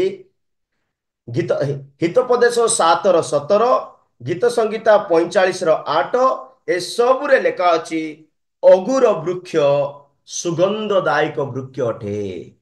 ଅଗୁର ବୃକ୍ଷ ସୁଗନ୍ଧ, ଖାଲି ସୁଗନ୍ଧ ବି ନାହିଁ। ଗୀତ ସଙ୍ଗ ଅଫ ସଲୋମନ କଣ କହିବେ? ଶ୍ରେଷ୍ଠ ଗୀତ, ପରମ ଗୀତ 4:17 ବାକ୍ୟରେ ଲେଖା ଅଛି। ପରମ ଗୀତ 4:17 ଲେଖା ଅଛି ସବୁ ବୃକ୍ଷ ମାନଙ୍କ ମଧ୍ୟରେ, ଏଇ ବାକ୍ୟକୁ କାଢନ୍ତୁ, ସବୁ ବୃକ୍ଷ ମାନଙ୍କ ମଧ୍ୟରେ ଅଗୁର ବୃକ୍ଷ ସବୁଠୁ ଶ୍ରେଷ୍ଠ ଆଉ ମୂଲ୍ୟବାନ, ବହୁତ କଷ୍ଟଲିରେ ବିକାଯାଏ ବୋଲି ଲେଖା ଅଛି। ପଢନ୍ତୁ ପରମ ଗୀତ 4:17। ଆଜ୍ଞା 4:17। 16 ରେ ହଁ ପଢନ୍ତୁ। 16 ପଢିବା 4:17। କି? ହଁ 16 ପଢନ୍ତୁ। ହେ ଉତ୍ତରୀୟ ବାୟୁ ଜାଗ, ହେ ଦକ୍ଷିଣ ବାୟୁ ଆସ, ମୋ ଉଦ୍ୟାନର ସୁଗନ୍ଧି ଯେପରି ନିର୍ଗତ ହେବ, ଏଥିପାଇଁ ତଇଁ ଉପରେ ବହ। ମୋହର ପ୍ରିୟତମ ଆପଣା ଉଦ୍ୟାନକୁ ଆସନ୍ତୁ ଓ ଆପଣାର ବହୁମୂଲ୍ୟ ଫଳ ସବୁ ଭୋଜନ କରନ୍ତୁ। ପ୍ରଭୁଙ୍କର ମହାନାମ ଧନ୍ୟବାଦ। ବହୁମୂଲ୍ୟ ଫଳ ସବୁ ଦାନ କରିବେ। ଓକେ, ପଢନ୍ତୁ 14 ବାକ୍ୟ ପଢନ୍ତୁ। ଜଟାମାଂସୀ ଓ କୁକୁମ୍ବ, ବଚ ଓ ଦାରୁଚିନି, ସର୍ବପ୍ରକାର କୁନ୍ଦୁରୁ ବୃକ୍ଷ ବିଶିଷ୍ଟ, ଗନ୍ଧରସ ଓ ଅଗୁର, ସର୍ବପ୍ରକାର ପ୍ରଧାନ ପ୍ରଧାନ ସୁଗନ୍ଧି ବୃକ୍ଷ ବିଶିଷ୍ଟ। ହଁ, ଏଠାରେ ଅଗୁର ବୃକ୍ଷ ବି ଆପଣ ପଢିଲେ, ଶୁଣିଲେ। 14 ବାକ୍ୟରେ ଲେଖା ଅଛି। ସରି, ମୁଁ ଭୁଲ କହିଥିଲି। ପ୍ରଭୁଙ୍କର ମହାନାମ ଧନ୍ୟବାଦ। ମୋ ପ୍ରିୟ ଈଶ୍ୱରଙ୍କ ଲୋକମାନେ, ସର୍ବପ୍ରକାର ବିଶିଷ୍ଟ ମାନଙ୍କ ମଧ୍ୟରେ ଅଗୁର ସର୍ବଶ୍ରେଷ୍ଠ ସୁନ୍ଦର ସୁଗନ୍ଧ ଦେବା ବୃକ୍ଷ। ଦେଖନ୍ତୁ, ଆପଣ ଆଉ ମୁଁ ଯେତେବେଳେ ମିଶରରେ ଥିଲୁ ଦୁର୍ଗନ୍ଧ ଦଉଥିଲୁ, କୌଣସି ସୁଗନ୍ଧ ନଥିଲା ଆମ ଜୀବନରେ, ଆମର ସ୍ୱଭାବରେ, ଆମର ଚରିତ୍ରରେ, ଆମର କଥାଭାଷାରେ, ଆମର ବସିବା ଉଠିବା ଦେଖିବା ଚିନ୍ତା କରିବାରେ କୌଣସି ସୁଗନ୍ଧ ନଥିଲା। କିନ୍ତୁ ଏବେ ବର୍ତ୍ତମାନ ପ୍ରଭୁ କଣ କରୁଛନ୍ତି, ସେଇ ଦୁର୍ଗନ୍ଧ ଗଛକୁ ଆଣିଲେ, ଅନ୍ୟ ଗୋଷ୍ଠୀ ମାନଙ୍କୁ କାଢିଦେଲେ, ସଦାପ୍ରଭୁଙ୍କ ଗୃହରେ ରପିତ କଲେ। ଏବେ ସେ ଅଗୁର ବୃକ୍ଷ ସର୍ବଶ୍ରେଷ୍ଠ ବୃକ୍ଷ ମାନଙ୍କ ମଧ୍ୟରେ ଇଏ ବି ଶ୍ରେଷ୍ଠ ହେଇଗଲେ। ମାନେ ଆପଣ ଆଉ ମୁଁ ଶ୍ରେଷ୍ଠ ବୃକ୍ଷ, ସୁଗନ୍ଧଦାୟକ ବୃକ୍ଷ, ପ୍ରଭୁଙ୍କ ପାଇଁ, ପ୍ରଭୁଙ୍କର ଲୋକମାନଙ୍କ ପାଇଁ ସୁଗନ୍ଧ ଦେବା ବୃକ୍ଷ। ଅଗୁର ବୃକ୍ଷ ସୁଗନ୍ଧ ଦିଏ, ମାନେ ସାକ୍ଷ୍ୟମୟ ଜୀବନ, ଗୋଟେ ପବିତ୍ର ଜୀବନ, ଗୋଟେ ପ୍ରାର୍ଥନାମୟ ଜୀବନ, ଗୋଟେ ଆତ୍ମିକ ଜୀବନ, ସୁଗନ୍ଧ ଦେବା ଜୀବନ। ସର୍ଟଲି ଯଦି ମୁଁ କହିବି, ଆଜ୍ଞା ସୁଗନ୍ଧ ଦେବା ପାଇଁ ସବୁଠୁ କଣ ସାର୍ ଭଲ, ସୁଗନ୍ଧ ଦେବା ପାଇଁ ସବୁଠୁ କଣ ସାର୍ ବେଷ୍ଟ ଜୀବନ, କଣ ଅଭ୍ୟାସ କଲେ ସୁଗନ୍ଧ ଦେଇପାରିବା ବୋଲି ଯଦି ଆପଣ ଭାବୁଛନ୍ତି, ଯଦି ମତେ ପଚାରିବେ, ମୁଁ ଆପଣଙ୍କୁ ଗୋଟେ କଥା କହିବି, ସୁଗନ୍ଧ ଦେବା ପାଇଁ ହେଲେ ଆମ ଜୀବନରେ ଗୋଟେ ଅଙ୍ଗ ଅଛି, ତାକୁ କଣ୍ଟ୍ରୋଲ କରିଦେଲ ବୋଲେ ଆପଣ ସୁଗନ୍ଧ ଦେବା ଆରମ୍ଭ କରିବେ। କୋଉଟା ହେଇଥିବ ଭାବି ଦେଖନ୍ତୁ। ଆମେନ୍। ଜୀବ। ଆମମାନଙ୍କର ଜୀବକୁ ଯଦି ଆମେ କଣ୍ଟ୍ରୋଲ କରିବା, ଆମେ ସୁଗନ୍ଧ ଦେବା ଆରମ୍ଭ କରିବା। କୋଉଠି ଲେଖା ଅଛି ଆଜ୍ଞା? ଯାକୁବ 1:26 ବାକ୍ୟରେ ଲେଖା ଅଛି। ଯାକୁବ 1:26 ପଢିବା ଦରକାର ନୁହଁ, ଆପଣ ମାନେ ପରେ ପରେ ପଢିବେ। ହାଲେଲୁୟା, ପ୍ରଭୁଙ୍କର ମହାନାମ ଧନ୍ୟବାଦ ହଉ। ଜୀବ କଣ କରେ? ସୁଗନ୍ଧ ଦେବା କାମ କରେ, କିନ୍ତୁ ଜୀବ ମଧ୍ୟ ଦୁର୍ଗନ୍ଧ ଦେବା କାମ ବି କରେ। ସେଥିପାଇଁ ଆମମାନଙ୍କ ଜୀବନକୁ ଜୀବ ଯଦି ଆମେ କଣ୍ଟ୍ରୋଲ କରିବା, ଆମେ ସୁଗନ୍ଧ ଦେବା ଆରମ୍ଭ କରିବା। ମୋ ପ୍ରିୟ ଲୋକମାନେ, ଅଗୁର ବୃକ୍ଷ କରି ପ୍ରଭୁ ସଦାପ୍ରଭୁ ରୋପଣ କଲେ। ଆଉ ଏଇ ଅଗୁର ବୃକ୍ଷ ସବୁ ବୃକ୍ଷ ମାନଙ୍କ ଠାରୁ ସର୍ବଶ୍ରେଷ୍ଠ, ବହୁମୂଲ୍ୟ ବୃକ୍ଷ, ସୁଗନ୍ଧ ଦେବା ବୃକ୍ଷ। ମାନେ ଆପଣ ଆଉ ମୁଁ ସଦାପ୍ରଭୁଙ୍କ ଗୃହରେ ଯୋଉ ରୋପିତ ହେଇଅଛୁ ସୁଗନ୍ଧ ଦେବା ପାଇଁ। ଆପଣଙ୍କର ସ୍ୱଭାବ, ଆପଣଙ୍କର ଚରିତ୍ର, ଆପଣଙ୍କର ଜୀବନ ସୁଗନ୍ଧ ଦେବାର ଅଛି। ଅନ୍ୟକୁ ଦୁର୍ଗନ୍ଧ ନୁହେଁ, ଅନ୍ୟକୁ ବାଧା ନୁହେଁ। ଅନ୍ୟ ବ୍ୟକ୍ତି ଆପଣଙ୍କର ନାମ ଶୁଣିଲେ, ଆପଣଙ୍କ ବିଷୟରେ ଶୁଣିଲେ ମୁହଁ ମୋଡେଇ ପଳେଇଗଲା ପରି ନୁହଁ। ଆପଣଙ୍କ ସହିତ ସହବାସ କରିବା ପାଇଁ, ଆତ୍ମିକ ସମ୍ପର୍କ ରଖିବା ପାଇଁ, ଆତ୍ମିକ ଉନ୍ନତି, ଆପଣ ଗୋଟେ ସୁଗନ୍ଧ ବୃକ୍ଷ, ଅଗୁର ବୃକ୍ଷ ହେବା ଦରକାର। କୋଉଟେ? ସଦାପ୍ରଭୁଙ୍କ ଗୃହରେ। ମୋ ପ୍ରିୟ ଈଶ୍ୱରଙ୍କ ଲୋକମାନେ, ସଦାପ୍ରଭୁଙ୍କ ଗୃହରେ ଅଗୁର ବୃକ୍ଷ ଯୋଉ ସୁଗନ୍ଧ ଦିଏ, ତା ଆମମାନଙ୍କୁ ଦୁଷ୍ଟ ମାନଙ୍କ ମଧ୍ୟରେ ଆମମାନଙ୍କର ଗୋଟେ ସାକ୍ଷ୍ୟମୟ ଜୀବନ ଉତ୍ତମ ହେବା ଦରକାର। ଉଦାହରଣ ସ୍ୱରୂପ ଦାନିଏଲ 5:14 ଲେଖା ଅଛି। ଦାନିଏଲ 5:14 ବେଲଶାସର କହୁଛନ୍ତି ଦାନିଏଲକୁ, ଏ ନବୁକଦନେସରଙ୍କର ପୁଅ କହୁଛନ୍ତି ଦାନିଏଲଙ୍କ ବିଷୟରେ, ଦାନିଏଲ ମୁଁ ତୁମ ବିଷୟରେ ଶୁଣିଅଛି, ତୁମଠାରେ ଦେବଗଣର ଆତ୍ମା ଅଛି, ତୁମେ ଭଲ ପ୍ରାର୍ଥନା କରିବା ଲୋକ, ପୁଣି ତୁମେ ଭଲ ଦର୍ଶନ ଦେଖିଥିବ। ପଢନ୍ତୁ। ମୁଁ ତୁମ୍ଭ ବିଷୟରେ ଶୁଣିଅଛି ଯେ ତୁମ୍ଭ ଅନ୍ତରରେ ଦେବଗଣର ଆତ୍ମା ଅଛନ୍ତି, ଆଉ ଜ୍ଞାନ ଓ ଦୀପ୍ତି, ବୁଦ୍ଧି ଓ ଶ୍ରେଷ୍ଠ ଜ୍ଞାନ ତୁମ୍ଭଠାରେ ଦେଖାଯାଏ। ପ୍ରଭୁଙ୍କର ମାନ, ମୁଁ ତୁମ୍ଭ ବିଷୟରେ ଶୁଣିଅଛି। ଆପଣଙ୍କ ବିଷୟରେ କିଏ ନା କଣ କଣ ଶୁଣୁଥିବେ। ଉଦାହରଣ ସ୍ୱରୂପ ମୋ ବିଷୟରେ ଆପଣ ମାନେ କଣ ନା କଣ ଶୁଣିଥିବେ, ଆପଣଙ୍କ ବିଷୟରେ ମୁଁ କଣ ନା କଣ ଶୁଣିଥିବି, କି ଆପଣଙ୍କ ବିଷୟରେ ଅନ୍ୟମାନେ କଣ ଶୁଣିଥିବେ, କଣ ଶୁଣିଥିବେ। କିନ୍ତୁ ଦାନିଏଲ କେମିତି ଅଗୁର ଦେଖନ୍ତୁ। ଦାନିଏଲ ଗୋଟେ ଏମିତି ଅଗୁର, ଦୁଷ୍ଟ ରାଜା କହୁଛନ୍ତି ବେଲଶାସର, ନବୁକଦନେସର ଗର୍ବି ଅହଙ୍କାରୀ ରାଜା, ଆଉ ତାର ପୁଅ ମହା ଦୁଷ୍ଟ ବୋଲି ବାଇବେଲ କହୁଅଛି। ସେ ଦୁଷ୍ଟ ବ୍ୟକ୍ତି କଣ କହୁଛନ୍ତି ଦାନିଏଲଙ୍କ ବିଷୟରେ? ଦାନିଏଲ, ମୁଁ ତୁମ ବିଷୟରେ ଶୁଣିଅଛି, ତୁମଠାରେ ଦେବଗଣର ଆତ୍ମା ଅଛି, ତୁମଠାରେ ବୁଦ୍ଧି ଅଛି, ପ୍ରବୀଣତା ଅଛି। ଆପଣମାନେ ଶୁଣିଲେ କଣ କଣ ଅଛି। ତ ଆମ ବିଷୟରେ ଲୋକମାନେ କଣ ଶୁଣୁଛନ୍ତି? କୋଉ ବିଷୟ ଶୁଣୁଛନ୍ତି? ଭଲ ବିଷୟ ନା ମନ୍ଦ ବିଷୟ? ସୁଗନ୍ଧ ବିଷୟ ନା ଦୁର୍ଗନ୍ଧ ବିଷୟ? ଯଦି ଆପଣ ସୁଗନ୍ଧ ଦଉଛନ୍ତି, ଈଶ୍ୱରଙ୍କ ସହିତ ଆପଣଙ୍କର ସମ୍ପର୍କ ବାସ୍ତବିକ ଭଲ ଚାଲିଛି। ଯଦି ଦୁର୍ଗନ୍ଧ ଦଉଛନ୍ତି, ଆପଣ ଅବଶ୍ୟ ମିଶନରୁ ଆସିଲେ, କିନ୍ତୁ କେତେଟା ଅନ୍ୟ ଗୋଷ୍ଠୀ ମାନଙ୍କୁ କାଢି ପାରିଲେ ନାହିଁ ବୋଧେ।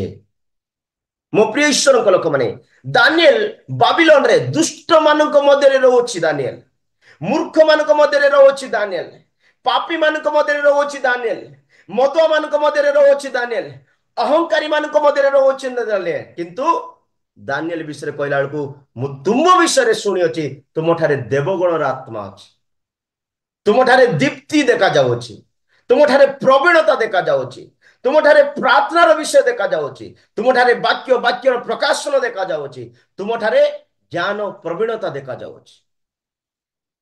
ଆପଣ କୋଉଠି ବି ଥାନ୍ତୁ, ଆପଣଙ୍କର ସାକ୍ଷ୍ୟ ହିଁ ଆପଣଙ୍କର ସୁଗନ୍ଧ, ଆଉ ଆପଣ ଗୋଟେ ଅଗୁର ବୃକ୍ଷ। ଆପଣ ଭୁଲରେ ଭାବନ୍ତୁ ନାହିଁ ମୁଁ ମିଶରରେ ଥିଲି ପରା, ମିଶର ଭଳିଆ ବଢିବି, ମିଶର ଭଳିଆ ଫୁଲିବି, ମିଶର ଭଳିଆ ଫଳ ଦେବି। ଏ ଚିନ୍ତା ଯଦି ଅଛି, ସରି କ୍ଷମା କରିବେ, ଆପଣ ସଦାପ୍ରଭୁଙ୍କ ଗୃହରେ ଲଗା ଯାଇନାହାନ୍ତି। ଯଦି ବା ସଦାପ୍ରଭୁଙ୍କ ଗୃହରେ ଲଗା ଯାଇଅଛି, ମଉଳି ଯିବା ଘାସ ପରି ହେଇଛନ୍ତି, ଉପାଡ଼ି ଦେବା ଘାସ ପରି ହେଇଛନ୍ତି, ଜଳେଇ ଦେବା ଘାସ ପରି ହେଇଛନ୍ତି, ନଷ୍ଟ କରିଦେବା ଘାସ ପରି ହେଇଛନ୍ତି।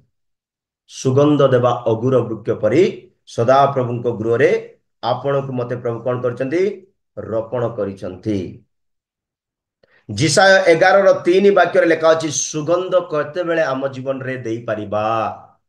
ଜଣେ ବ୍ୟକ୍ତି ସୁଗନ୍ଧମୟ ଜୀବନ ଦେବା ପାଇଁ ଚାହୁଁଛି, ଯିଶାୟ 11:3 ବାକ୍ୟ ତା ମଧ୍ୟରେ ଦେଖାଯାଉଥିବାର ଅଛି। ଯିଶାୟ 11:3, ଯାହାଙ୍କ ହୃଦୟରେ ଦେଖାଯିବ ସେମାନେ ସଦାପ୍ରଭୁଙ୍କ ଗୃହରେ ରୋପିତ ବୃକ୍ଷ, ସୁଗନ୍ଧ ଦେବା ବ୍ୟକ୍ତି ମାନେ। ପଢନ୍ତୁ। ସଦାପ୍ରଭୁ ବିଷୟକ ଭୟରେ ତାହାଙ୍କର ଆମୋଦ ହେବ, ପୁଣି ସେ ଆପଣା ଚକ୍ଷୁର ଦୃଷ୍ଟିର ଅନୁସାରେ ବିଚାର କରିବେ ନାହିଁ, କିଅବା ଆପଣା କର୍ଣ୍ଣର ଶ୍ରବଣ ଅନୁସାରେ ଅନୁଯୋଗ କରିବେ ନାହିଁ। ମୋ ପ୍ରିୟ ଲୋକମାନେ, ଏଟା ଲେଖା ଅଛି ସଦାପ୍ରଭୁଙ୍କ ଭୟ କଣ କରେ? ଆମୋଦ ଯୋଗାଏ। ମାନେ ଗୋଟେ ଉତ୍ସାହର ଜୀବନ, ଗୋଟେ ଆନନ୍ଦର ଜୀବନ, ଗୋଟେ ତୃପ୍ତତାର ଜୀବନ, ଗୋଟେ ସୁଗନ୍ଧର ତାର ଜୀବନ କେତେବେଳେ ଆସିବ? ଯାହାର ହୃଦୟରେ ସଦାପ୍ରଭୁଙ୍କ ପ୍ରତି ଭୟ ଥିବ। ସଦାପ୍ରଭୁଙ୍କ ପ୍ରତି ଭୟ ଥିବା ଲୋକମାନେ ପାପ ଠାରୁ ଦୌଡୁଥିବେ, ପାପ ଠାରୁ ଦୂରରେ ଥିବେ। ପାପ କରିବା ପାଇଁ ସୁଯୋଗ ମିଳିଲେ ମଧ୍ୟ ସେଟା ରହିବେ ନାହିଁ। ଦିନେ ମୁଁ ଆଉ ଗୋଟେ ଆଜ୍ଞା ସହିତ ଆମେ କଥା ହଉଥିଲୁ, ଚର୍ଚ୍ଚା କରୁଥିଲୁ।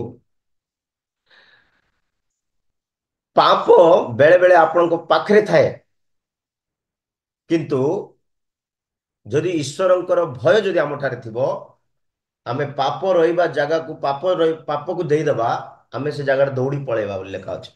ଉଦାହରଣ ସ୍ୱରୂପ ବାକ୍ୟରେ ଲେଖା ଅଛି, ବାକ୍ୟ କହିଲେ ସମୟ ହେବ, ଜାଣିନିଅନ୍ତୁ, ପଢିଥିବେ, ସମସ୍ତେ ପଢିଥିବେ, ମୁଁ ସେମିତି ଲାଗୁଛି ସମସ୍ତେ ପଢିବା ଲୋକ ଭଳିଆ ଲାଗୁଛି। ହାଲେଲୁୟା, ପ୍ରଭୁଙ୍କର ମହାନାମ ଧନ୍ୟବାଦ ହଉ। ତ ଯୋସେଫ ପଟିଫରଙ୍କ ଗୃହରେ ଥିଲେ, ଫିରୌନଙ୍କ ଗୃହରେ, ରାଜମହଲରେ ଥିଲେ। ଆଉ ଯୋସେଫଙ୍କ ପାଖରେ ସଦା ସର୍ବଦା ପାପ ଥିଲା, ସେ ଗୃହରେ ଥିଲା। ଏବେ ଦେଖନ୍ତୁ, ଯୋସେଫଙ୍କୁ ଯେତେବେଳେ ପାପର ସୁଯୋଗ ମିଳିଥିଲା, ଯଦି ଯୋସେଫଙ୍କ ପାଖରେ ଯଦି ସେମିତି ବାସ୍ତବିକ ସ୍ୱଭାବ ଥାନ୍ତା, ସେ କଣ କରିଥାନ୍ତା? ଗୋଟେ ରୁମରୁ ବାହାରି କରି ଆଉ ଗୋଟେ ରୁମକୁ ଦୌଡ଼ି ପଳେଇ ଯାଇଥାନ୍ତା ନା। ରାଜମହଲରେ କେତେ ରୁମ ଥିବ, କେତେ କୋଠରୀ ଥିବ, ଉପରେ ତଳେ ଘର ଥିବ, ରାଜା ମାନଙ୍କର କେତେ ରୁମ ଥିବ ନା। ପାପର ସୁଯୋଗର ଅଭିନୟ ଯଦି କରିଥାନ୍ତା ଯୋସେଫ, ସିଆଡୁ ଟିକେ ଦୌଡ଼ି ବାହାରି ଯାଇଥାନ୍ତା, ଆଉ ଗୋଟେ ରୁମରେ ପଶି କରି ଗେଡା ଦେଇ ବନ୍ଦ କରିଥାନ୍ତା ନା। କିନ୍ତୁ ସେ ଯୋସେଫ ସେମିତି କଲେ ନାହିଁ। ସେ ତାର ବସ୍ତ୍ର ସବୁ କିଛି ପରିତ୍ୟାଗ କରି ଛାଡ଼ି ଦେଇ ସେ ଘରରୁ ଦୌଡ଼ି ପଳେଇ ଗଲେ, ଆଉ ବାପସ ଆସିଲେ ନାହିଁ ବୋଲି ଲେଖା ଅଛି। ଚାଲିଗଲେ, ସେ ଗୃହରୁ ଚାଲିଗଲେ। ସେଇଟା ହିଁ ସଦାପ୍ରଭୁଙ୍କ ପ୍ରତି ଥିବା ଭୟ ଯୋସେଫଙ୍କୁ ସୁଗନ୍ଧ ଦେବାର ଜୀବନ ଦେଖାଇଲା। ଆପଣ ରହିବା ପରିବେଶ ଅବଶ୍ୟ ଦୁଷ୍ଟ ପରିବେଶ, କିନ୍ତୁ ଆପଣଙ୍କୁ କେମିତି ସୁଗନ୍ଧ ଦେବାର ଅଛି। କେମିତି କହୁଛନ୍ତି ଆଜ୍ଞା? ହେବ କି ଆଜ୍ଞା? ହେବ। ସମୁଦ୍ରର ପାଣି ଲୁଣି, କିନ୍ତୁ ସମୁଦ୍ରର ମାଛ ମିଠା। ଲୁଣି ପାଣିରେ ରହୁଛି ମାଛ, ସବୁବେଳେ ମିଠା ଦଉଅଛି।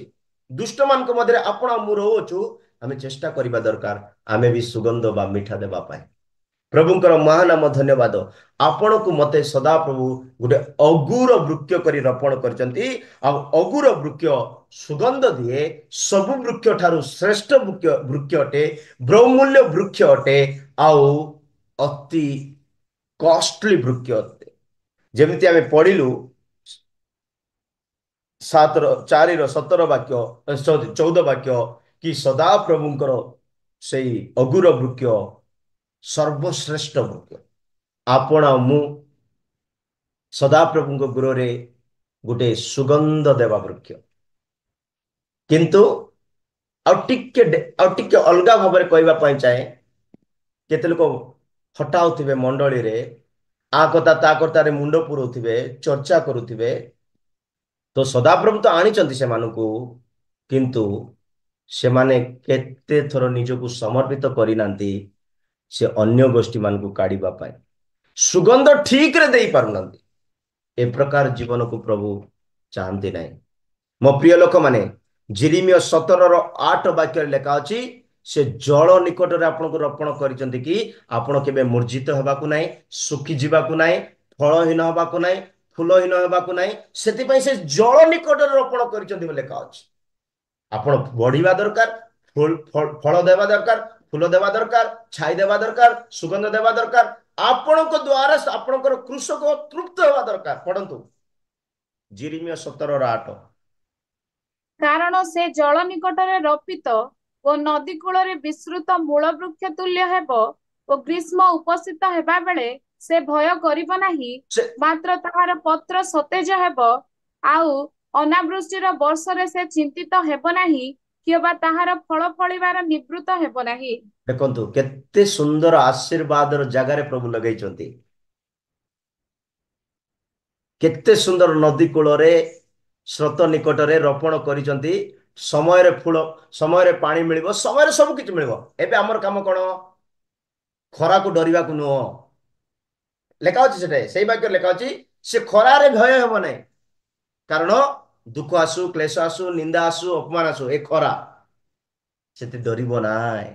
ତାର ପତ୍ର ସବୁବେଳେ ସତେଜ ଥାଏ, ସବୁଜ ଥାଏ, ସେ ଶୁଖିବ ନାହିଁ। ଆମେ ମାନେ ଯଦି ସଦାପ୍ରଭୁଙ୍କ ଗୃହରେ ରୋପିତ ହବା, ସବୁବେଳେ ସଚେତ ରହିବା, ମାଇଣ୍ଡ ଫ୍ରେଶ ରହିବ, ମାଇଣ୍ଡରେ କୌଣସି ପ୍ରକାର ମନ୍ଦ ଅନ୍ୟ ମାନେ କିଛି ନଥିବ। ଆତ୍ମିକ ଚିନ୍ତା, ଆତ୍ମିକ ବିଚାର, ଆତ୍ମିକ ଉନ୍ନତି, ପ୍ରାର୍ଥନା। ଆପଣଙ୍କର ସ୍ୱାମୀ, ଆପଣଙ୍କର କୃଷକ, ଆପଣଙ୍କର ଜୀବନ ତାଙ୍କ ପାଇଁ ବହୁ ମୂଲ୍ୟ, ଶ୍ରେଷ୍ଠ ଅଟନ୍ତି, ସୁଗନ୍ଧ ଅଟନ୍ତି। ତ ସେଥିପାଇଁ କଣ କରିବା ଦରକାର? ଆମମାନେ ସୁଗନ୍ଧ ଜୀବନ ଦେବା ଦରକାର। ପ୍ରଥମ ଗଛ, ମୁଁ ଟିକେ ସର୍ଟ କରିବା ପାଇଁ ଚାହୁଁଛି। ପ୍ରଥମ ଗଛ ହେଲା ଅଗୁର ବୃକ୍ଷ। ଆଉ ଏଇ ଅଗୁର ବୃକ୍ଷ ସୁଗନ୍ଧ ଦିଏ, ସୁଗନ୍ଧ ସାକ୍ଷ୍ୟମୟ ଜୀବନକୁ ବୁଝାଏ, ଈଶ୍ୱରଙ୍କ ଭୟକୁ ବୁଝାଏ। ଯଦି ଆମଠାରେ ଈଶ୍ୱରଙ୍କ ଭୟ, ଆମମାନଙ୍କର ଚରିତ୍ର, ଆମମାନଙ୍କର ସାକ୍ଷ୍ୟମୟ ଜୀବନ ଅନେକଙ୍କୁ କଣ କରେ? ସୁଗନ୍ଧ ଦିଏ। ଉଦାହରଣ ସ୍ୱରୂପ ପାଇଁ ଆଉ ଗୋଟେ ବାକ୍ୟ ପାଉଲ ଦେଖୁଛନ୍ତି ତିମୋତିକୁ ଦେଖି କହୁଛନ୍ତି, ବାବୁ ତିମୋତି, ମୁଁ ତୋ ମଧ୍ୟରେ ଯୋଉ ବିଶ୍ୱାସ ଦେଖୁଅଛି ନା, ତୁମ ମାତା, ତୁମ ଜେଜେ ମାଙ୍କ ପାଖରେ ମଧ୍ୟ ଥିଲା, ତୁମ ମାଙ୍କ ପାଖରେ ମଧ୍ୟ ଥିଲା, ଏବେ ତମ ପାଖରେ ମଧ୍ୟ ଅଛି ବୋଲି ମୁଁ ଦେଖିପାରୁଛି। ସାକ୍ଷ୍ୟ ଦେଖନ୍ତୁ, ପାଉଲ କହୁଛନ୍ତି ତିମୋତିଙ୍କ ବିଷୟରେ, ତିମୋତି, ତୁମ ଜେଜେ ମାଙ୍କ ପାଖରେ ଯୋଉ ବିଶ୍ୱାସ ଥିଲା, ତମ ମାଙ୍କ ପାଖରେ ମଧ୍ୟ ସେ ବିଶ୍ୱାସ ଥିଲା, ଆଉ ସେଇ ସେମ ବିଶ୍ୱାସ ତମ ଠାରେ ମଧ୍ୟ ଅଛି, ମୁଁ ଦେଖୁଛି। ଏମିତି ସାକ୍ଷ୍ୟ ମିଳିବା ଦରକାର। ମାନେ ବିଶ୍ୱାସର, ନିଷ୍କପଟ ବିଶ୍ୱାସ ମଧ୍ୟ ସୁଗନ୍ଧ ଦିଏ। ପାଉଲ ତିମୋତିଙ୍କର ନିଷ୍କପଟ ବିଶ୍ୱାସକୁ ଦେଖୁଛନ୍ତି। ଆପଣ ମୁଁ ସୁଗନ୍ଧ ଦେବା ବୃକ୍ଷ, ଅଗୁର ବୃକ୍ଷ ସଦାପ୍ରଭୁ ଲଗେଇଛନ୍ତି। ପ୍ରଭୁଙ୍କର ମହାନାମ ଧନ୍ୟ। ଦୁଇ ନମ୍ବର ଗଛ ହେଲା ସତେଜ ଜିତ ବୃକ୍ଷ ସଦୃଶ୍ୟ। ମୁଁ ସଦାପ୍ରଭୁଙ୍କ ଗୃହରେ ରୋପିତ ହେଇଅଛି ବୋଲି ଦାଉଦ କହୁଛନ୍ତି। ଲୁକ 13 ଲୁକ ସରି ହଁ ଗୀତ ସଂହିତା 52:8, ସରି ଗୀତ ସଂହିତା 52:8, 52, ଜଲ୍ଦି ଜଲ୍ଦି। ମାତ୍ର ମୁଁ ପରମେଶ୍ୱରଙ୍କ ଗୃହରେ ସତେଜ ଜିତ ବୃକ୍ଷ ତୁଲ୍ୟ ଅଛି, ମୁଁ ଅନନ୍ତ କାଳ ପରମେଶ୍ୱରଙ୍କ ଦୟାରେ ବିଶ୍ୱାସ କଲି। ପ୍ରଭୁଙ୍କର ମହାନାମ ଧନ୍ୟବାଦ। ଏଠାରେ ଦାଉଦ କହୁଛନ୍ତି ମୁଁ ସଦା ପ୍ରଭୁଙ୍କ ଗୃହରେ କେମିତି ବୃକ୍ଷ, ଟିକେ ସେଟା ମୁହଁରେ ରିପିଟ କରନ୍ତୁ, ଅନମ୍ୟୁଟ ଥାଉ, ମ୍ୟୁଟ ଥାଉ। କେମିତି ବୃକ୍ଷ ବୋଲି ସେ କହୁଛନ୍ତି? ସତେଜ ଜିତ ବୃକ୍ଷ, ଶୁଖିଯିବା ବୃକ୍ଷ ନୁହେଁ, ନିରାଶରେ ବଢିବା ଲୋକ ନୁହେଁ, ଫଳହୀନତାରେ ବଢିବା ଲୋକ ନୁହେଁ। ଦାଉଦ କହୁଛନ୍ତି ମୁଁ ସଦା ପ୍ରଭୁଙ୍କ ଗୃହରେ ସତେଜ ଜିତ ବୃକ୍ଷ। ବାଇବେଲରେ ଜିତ ବୃକ୍ଷ ବିଷୟରେ ବହୁତ ବଡ ଷ୍ଟଡି ଲେଖା ଅଛି, ବହୁତ ବଡ ମେସେଜ ଅଛି ଜିତ ବୃକ୍ଷ ବିଷୟରେ। ତା ବହୁତ ସମୟ ଯିବ, ମୁଁ ସର୍ଟଲି କହିବା ପାଇଁ ଚାହେଁ। ଏ ଜିତ ବୃକ୍ଷ କହିଲେ ସଦାପ୍ରଭୁଙ୍କୁ, ସଦାପ୍ରଭୁଙ୍କର ଲୋକମାନଙ୍କୁ ଆନନ୍ଦ ଦେଇଥାଏ ବୋଲି ଲେଖା ଅଛି, ଖୁସି ଦେଇଥାଏ। କୋଉଠି ଲେଖା ଅଛି? ବିଚାରକର୍ତ୍ତା 9:9 ବାକ୍ୟରେ ଲେଖା ଅଛି, ବିଚାରକର୍ତ୍ତା 9:9ରେ ଲେଖା ଅଛି, ଜିତ ବୃକ୍ଷର ତୈଳ ଦ୍ଵାରା ବା ଜିତ ବୃକ୍ଷ ଦ୍ଵାରା ବା ଜିତ ବୃକ୍ଷ ନିଜେ କହୁଅଛନ୍ତି ମୁଁ ସଦାପ୍ରଭୁଙ୍କୁ ଆଉ ସଦାପ୍ରଭୁଙ୍କର ଲୋକମାନଙ୍କୁ ଖୁସି ଦେବା ବଦଳରେ ମୁଁ ଏଣେ ତେଣେ ଯିବାଟା କଣ ମୋ ପାଇଁ ଭଲ ହବ? ମାନେ ଜିତ ବୃକ୍ଷ ଗୋଟେ ଜିତ ବୃକ୍ଷ ଗୋଟେ ପ୍ରଭୁଙ୍କୁ, ପ୍ରଭୁଙ୍କର ଲୋକମାନଙ୍କୁ ପ୍ରଶଂସା ଦେବା ବ୍ୟକ୍ତି, ମହିମା କରିବା ବ୍ୟକ୍ତି, ଆଦର କରିବା ବ୍ୟକ୍ତି, ସମ୍ମାନର ଜୀବନ କାଟିବା ବ୍ୟକ୍ତି। ସେଥିପାଇଁ ଦାଉଦ କହିଲେ ମୁଁ ସଦା ପ୍ରଭୁଙ୍କ ଗୃହରେ ସତେଜ ଜିତ ବୃକ୍ଷ। ମୋ ପ୍ରିୟ ଲୋକମାନେ, ଏଇ ଜିତ ବୃକ୍ଷ କେବେ ମରିବ ନାହିଁ। ଉଦାହରଣ ସ୍ୱରୂପ ନହଙ୍କ ସମୟରେ ଜଳ ପ୍ରବଳ ଆସିଥିବା ସମୟରେ ସବୁ ବୃକ୍ଷ ନଷ୍ଟ ହୋଇଯାଇଥିଲେ, କିନ୍ତୁ ଜିତ ବୃକ୍ଷ ନଷ୍ଟ ହୋଇନଥିଲା। ଯେତେବେଳେ ସେ ନହ ଜାହାଜରୁ କାପତାକୁ ପଟାଇଲେ, ସେ କଣ ଆଣିଲେ? ଜିତ ବୃକ୍ଷର ସେଇ ଡାଳକୁ ଆଣିଲେ।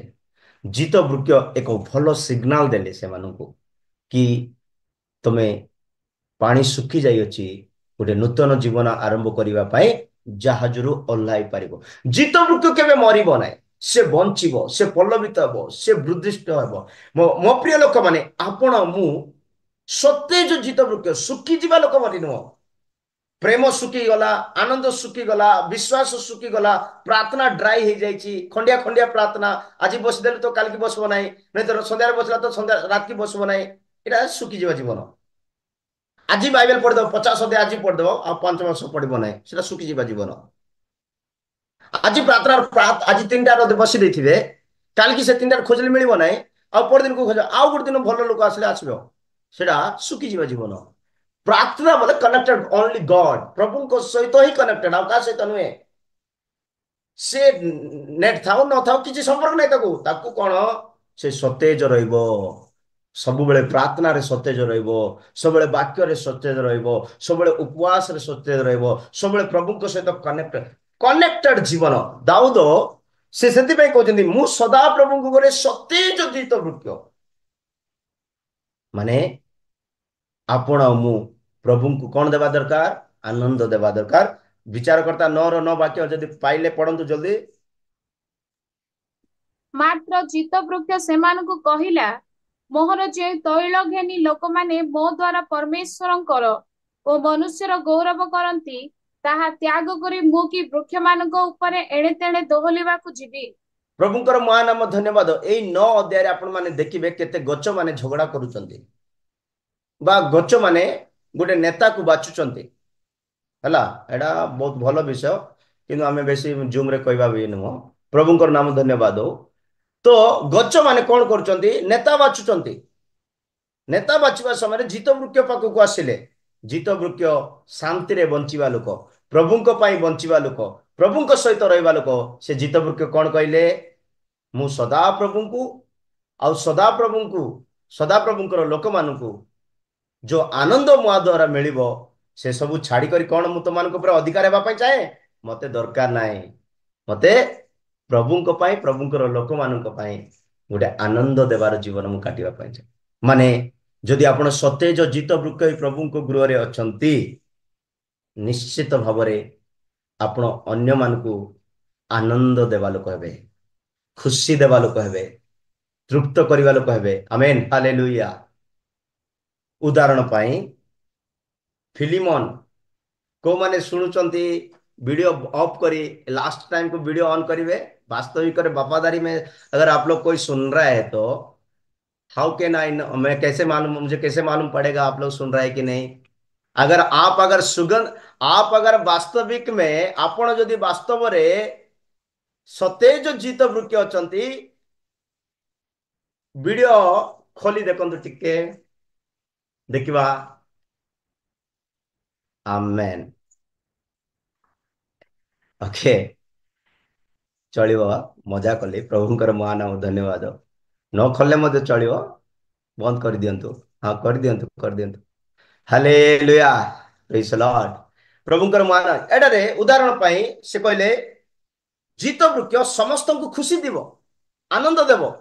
काकु प्रभु को, प्रभुଙ୍କର ଲୋକମାନ ଆମ ଜୀବନରେ ପ୍ରଭୁ ଆଉ ପ୍ରଭୁଙ୍କର ଲୋକମାନଙ୍କୁ କଣ କରିବା ଦରକାର?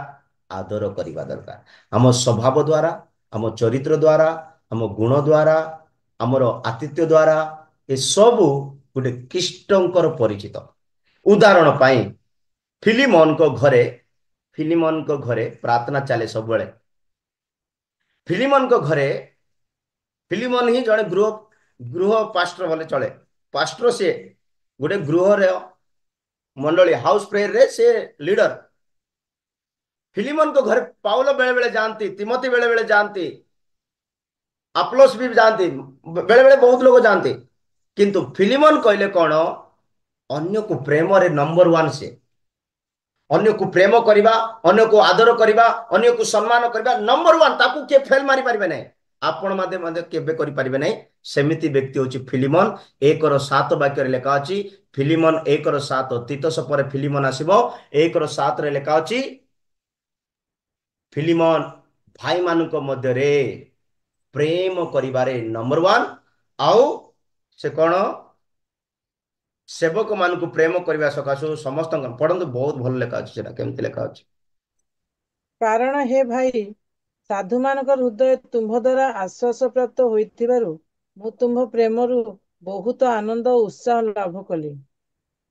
प्रभुଙ୍କର महानाम धन्यवाद। एटा लेखा अछि हे, हिंदी रे पढ़ी दउची। फिलिमन 1:7 आउ थरे पढ़ंतु।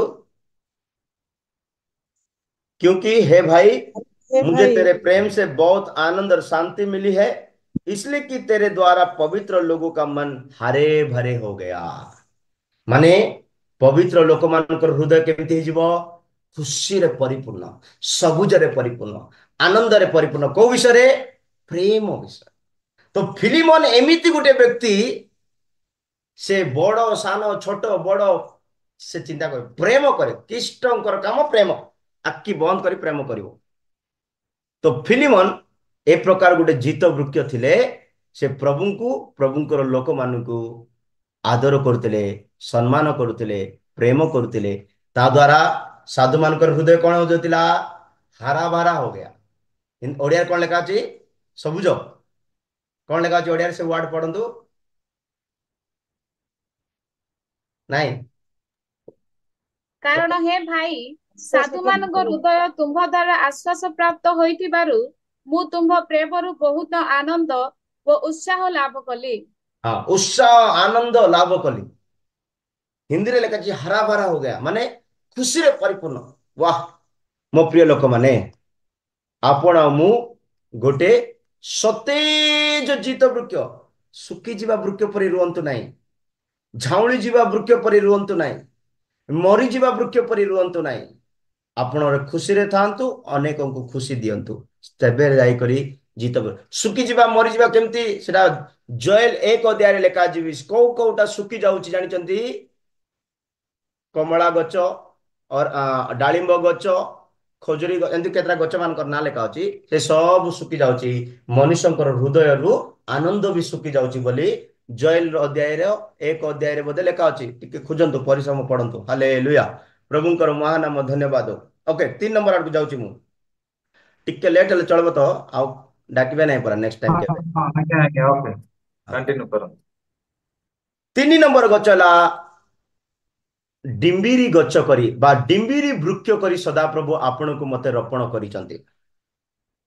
डिम्बिरी वृक्ष करी सदाप्रभु, आमे मिसर रे थिलु किंतु एबे मिसर नुहे, एबे आपनको प्रभु जीत वृक्ष कले, एबे आपनको प्रभु अगुर वृक्ष कले, एबे प्रभु आपनको गोटे डिम्बिरी वृक्ष कर रोपण करुचंती।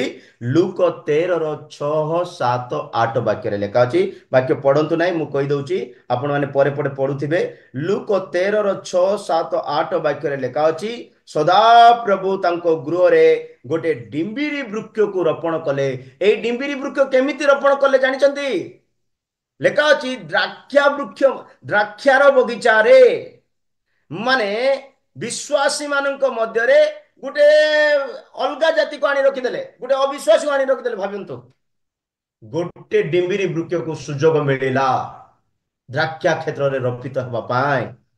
माने गोटे मु जदि सरल भाषा रे आम भाषा रे जदि कहबा, जदि टमाटो बगीचा रे, टमाटो बगीचा रे गोटे अमृत गछ को लगा है, गोटे अमृत गछ को लगा है, से प्रकार अंगूर बगीचा रे, द्राक्षा क्षेत्र रे गोटे डिम्बिरी वृक्ष को 3 वर्ष सुजोग दिया जायछि, बट सेटारे रोपण करा जायछि। देखंतु आपण मु डिम्बिरी वृक्ष है कोट ना कोटे प्रभु मन को सुजोग दे कोट ना कोटे रोपण करिसंती। बाकी लोक भल आत्मिक बदे, बाकी लोक भल सुगंध बदे, बाकी लोक बदे सब बढ़िया, से आपण भी अच्छा सुजोग पाई। आपणकर बगीचा सेटा नुह, आपणकर संगति सेटा नुह, आपणकर बढ़िया जगह सेटा नुह, किंतु आपण को सेटा सुजोग मिली। से लूक 13:6-8 पढ़िबे, 6-8 पढ़िबे, सेटा जणे डिम्बिरी वृक्ष सुजोग रे सेटा रोपित होई अछि। आपण मु अनेक लोक मान मध्य प्रभु आपण को मते मनोनीत कले, बाछिले, अभिषेक कले, अनुग्रह दान देले, इत्यादि इत्यादि आत्मिक विषय परिपूर्ण कले। सेई सुजोग रे डिम्बिरी वृक्ष कौन करबा दरकार? फलिबा दरकार। किंतु बड़ दुखर सहित कहबा पई पड़ुछि, सुजोग मिलिला, पानी मिलिला, सार मिलिला, खत मिलिला, सब प्रकार आत्मिक सहयोग मिलिला, तथापि ये डिम्बिरी वृक्ष फल देवार आरंभ करी नाय, परिवर्तन हेबार कौन सी अंश देखा जाऊ नाय। वाह प्रिय ईश्वर लोक माने, सेतिपई पाउल कहले सुजोगर सद्व्यवहार करिबा पाई। बुद्धिमान व्यक्ति समय को जानिबो, बदलिबो बोली लेखा अछि। मो प्रिय ईश्वर लोक माने, ए डिम्बिरी वृक्ष फलहीन हैला। आउ बाट पाकर डिम्बिरी वृक्ष को टिके मने पकांतु, जीसु से गच पाखक गले, पत्र सबुज अच्छी, छाई दउची, बढ़िया अच्छी सबू, किंतु जो जिनस दरकार सेटा मिलूना। फल कौन करे? तृप्तता दिए। फल कौन करे? तृप्त करे। जनकर भोक को मेंटाई पारे, भोक को दूर करि पारे, जन को तृप्त करि पारे, संतुष्ट करि पारे, प्रोटीन दे पारे। से प्रकार जिनस जदि आपन को पाखरे नाही, जन को जदि समय संतुष्ट दे पारुन, जन को जदि तृप्त करि पारुन, जनकर भोक को, दुख को, शोक को बुझी पारुन, मेंटाई पारुन, टिके भाबा पड़िबो। प्रेज लॉर्ड, प्रभुंकर महानाम धन्यवाद। मो प्रिय ईश्वर लोक माने, सेई डिम्बिरी वृक्ष जो बाट पाखरे थिला, सबु पत्र सबुज थिला, सबु बढ़िया थिला, किंतु फल ही नथिबारु जीसु तांको श्राप देले। आपणक जीवन, मो जीवन अवश्य सदा प्रभु गृह रे रोपित होई पारे, किंतु फलहीन होई बढुथिबा जीसु कहले सेमिति वृक्ष कटा छ।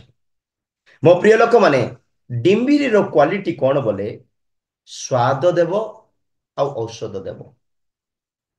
बहुत क्वालिटी अच्छी। मु दीटा विषय दीटा वाक्य सरैबा चाहे। डिम्बिरी रो काम कौन बोले? गीत विचारकर्ता 9:10-11 वाक्य लेखा अच्छी, से स्वाद देवा फल लेखा अच्छी। डिम्बिरी कहले विचारकर्ता 9:10-11 पढ़ा दरकार। आपण मैंने पढ़ंतु, लेखंतु, कौन करंतु करंतु।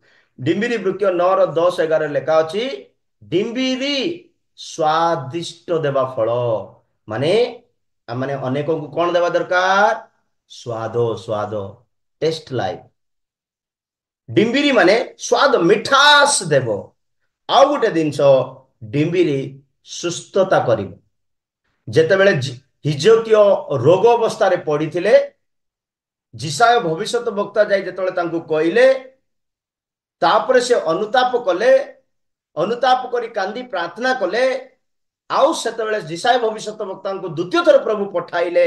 ସେତେବେଳେ ଯିଶାୟ ଭବିଷ୍ୟତ ବକ୍ତାଙ୍କ ଦ୍ୱାରା ହିଜକିୟକୁ ପ୍ରଭୁ କହୁଛନ୍ତି, ତୁମେ ଡିମ୍ବିରି ଚକଟି ଆପଣା ବତ ସ୍ଥାନରେ ବାନ୍ଧି ଦିଅ, ତମେ ସୁସ୍ଥ ହେଇଯିବ। ମାନେ ଏଟା ଡିମ୍ବିରିର କାମ କଣ?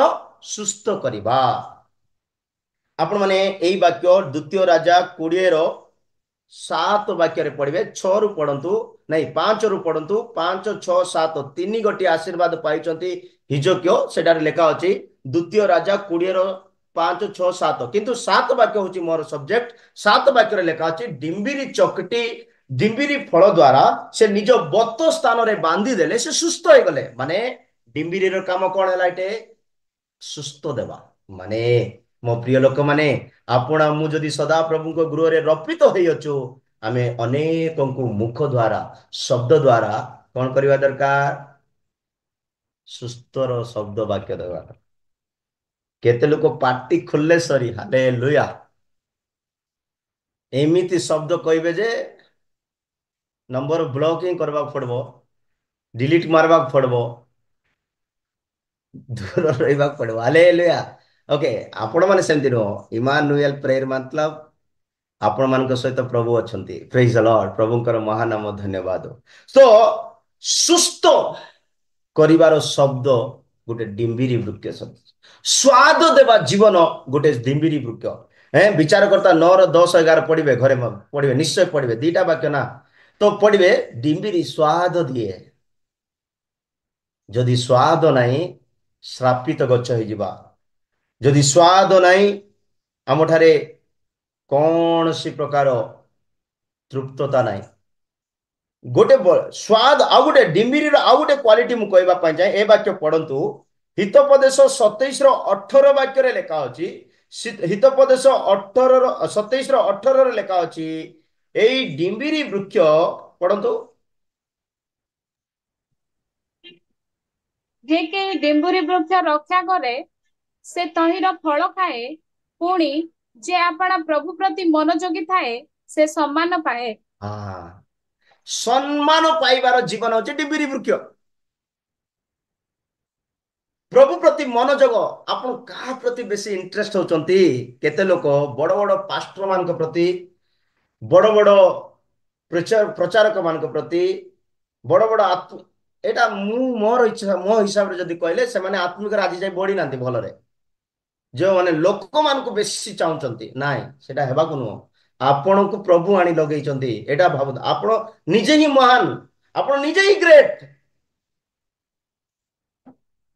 ଲେଖା ଅଛି, ସେ ଯୋଉମାନେ ଡିମ୍ବିରି ବୃକ୍ଷକୁ ରକ୍ଷା କରିବେ, ସେ ତାର ଫଳ ଖାଇବ।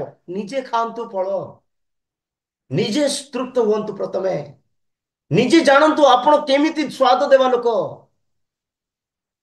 ଦ୍ୱିତୀୟରେ ଲେଖା ଅଛି, ଆଉ ସେଇ ବୃକ୍ଷକୁ ରକ୍ଷା କରିବାର। ଆଉ ଥରେ ପଢନ୍ତୁ ଓଡିଆରେ। ଯେ କେହି ଡିମ୍ବୁରି ବୃକ୍ଷ ରକ୍ଷା କରେ, ସେ ତହିଁର ଫଳ ଖାଏ। ପୁଣି ଯେ ଆପଣା ପ୍ରଭୁ ପ୍ରତି ମନୋଯୋଗୀ ଥାଏ, ସେ ସମ୍ମାନ ପାଏ। ପ୍ରେଜ୍ ଦ ଲର୍ଡ, ଆମେନ୍। ସମ୍ମାନ ଦରକାର। ପ୍ରଭୁଙ୍କ ଆଡୁ ମନୋଯୋଗ କରନ୍ତୁ, କୌଣସି ବଢିଆ ଆତ୍ମିକ ଲୋକ ପ୍ରତି ନୁହଁ। ଯିଶାୟରେ ଲେଖା ଅଛି, ସଦାପ୍ରଭୁ ସବୁ ସୃଷ୍ଟି କରିଛନ୍ତି ନା। ଆପଣ ମାନେ କହୁଥିବେ ନା, ଆମର ପ୍ରଭୁ ବାକ୍ୟ ଦ୍ୱାରା ସବୁ ସୃଷ୍ଟି କରିଦେଇଛନ୍ତି। କିନ୍ତୁ ସେ ପ୍ରଭୁ କୋଉଠି ରହୁଛନ୍ତି ଜାଣିଛନ୍ତି ତ?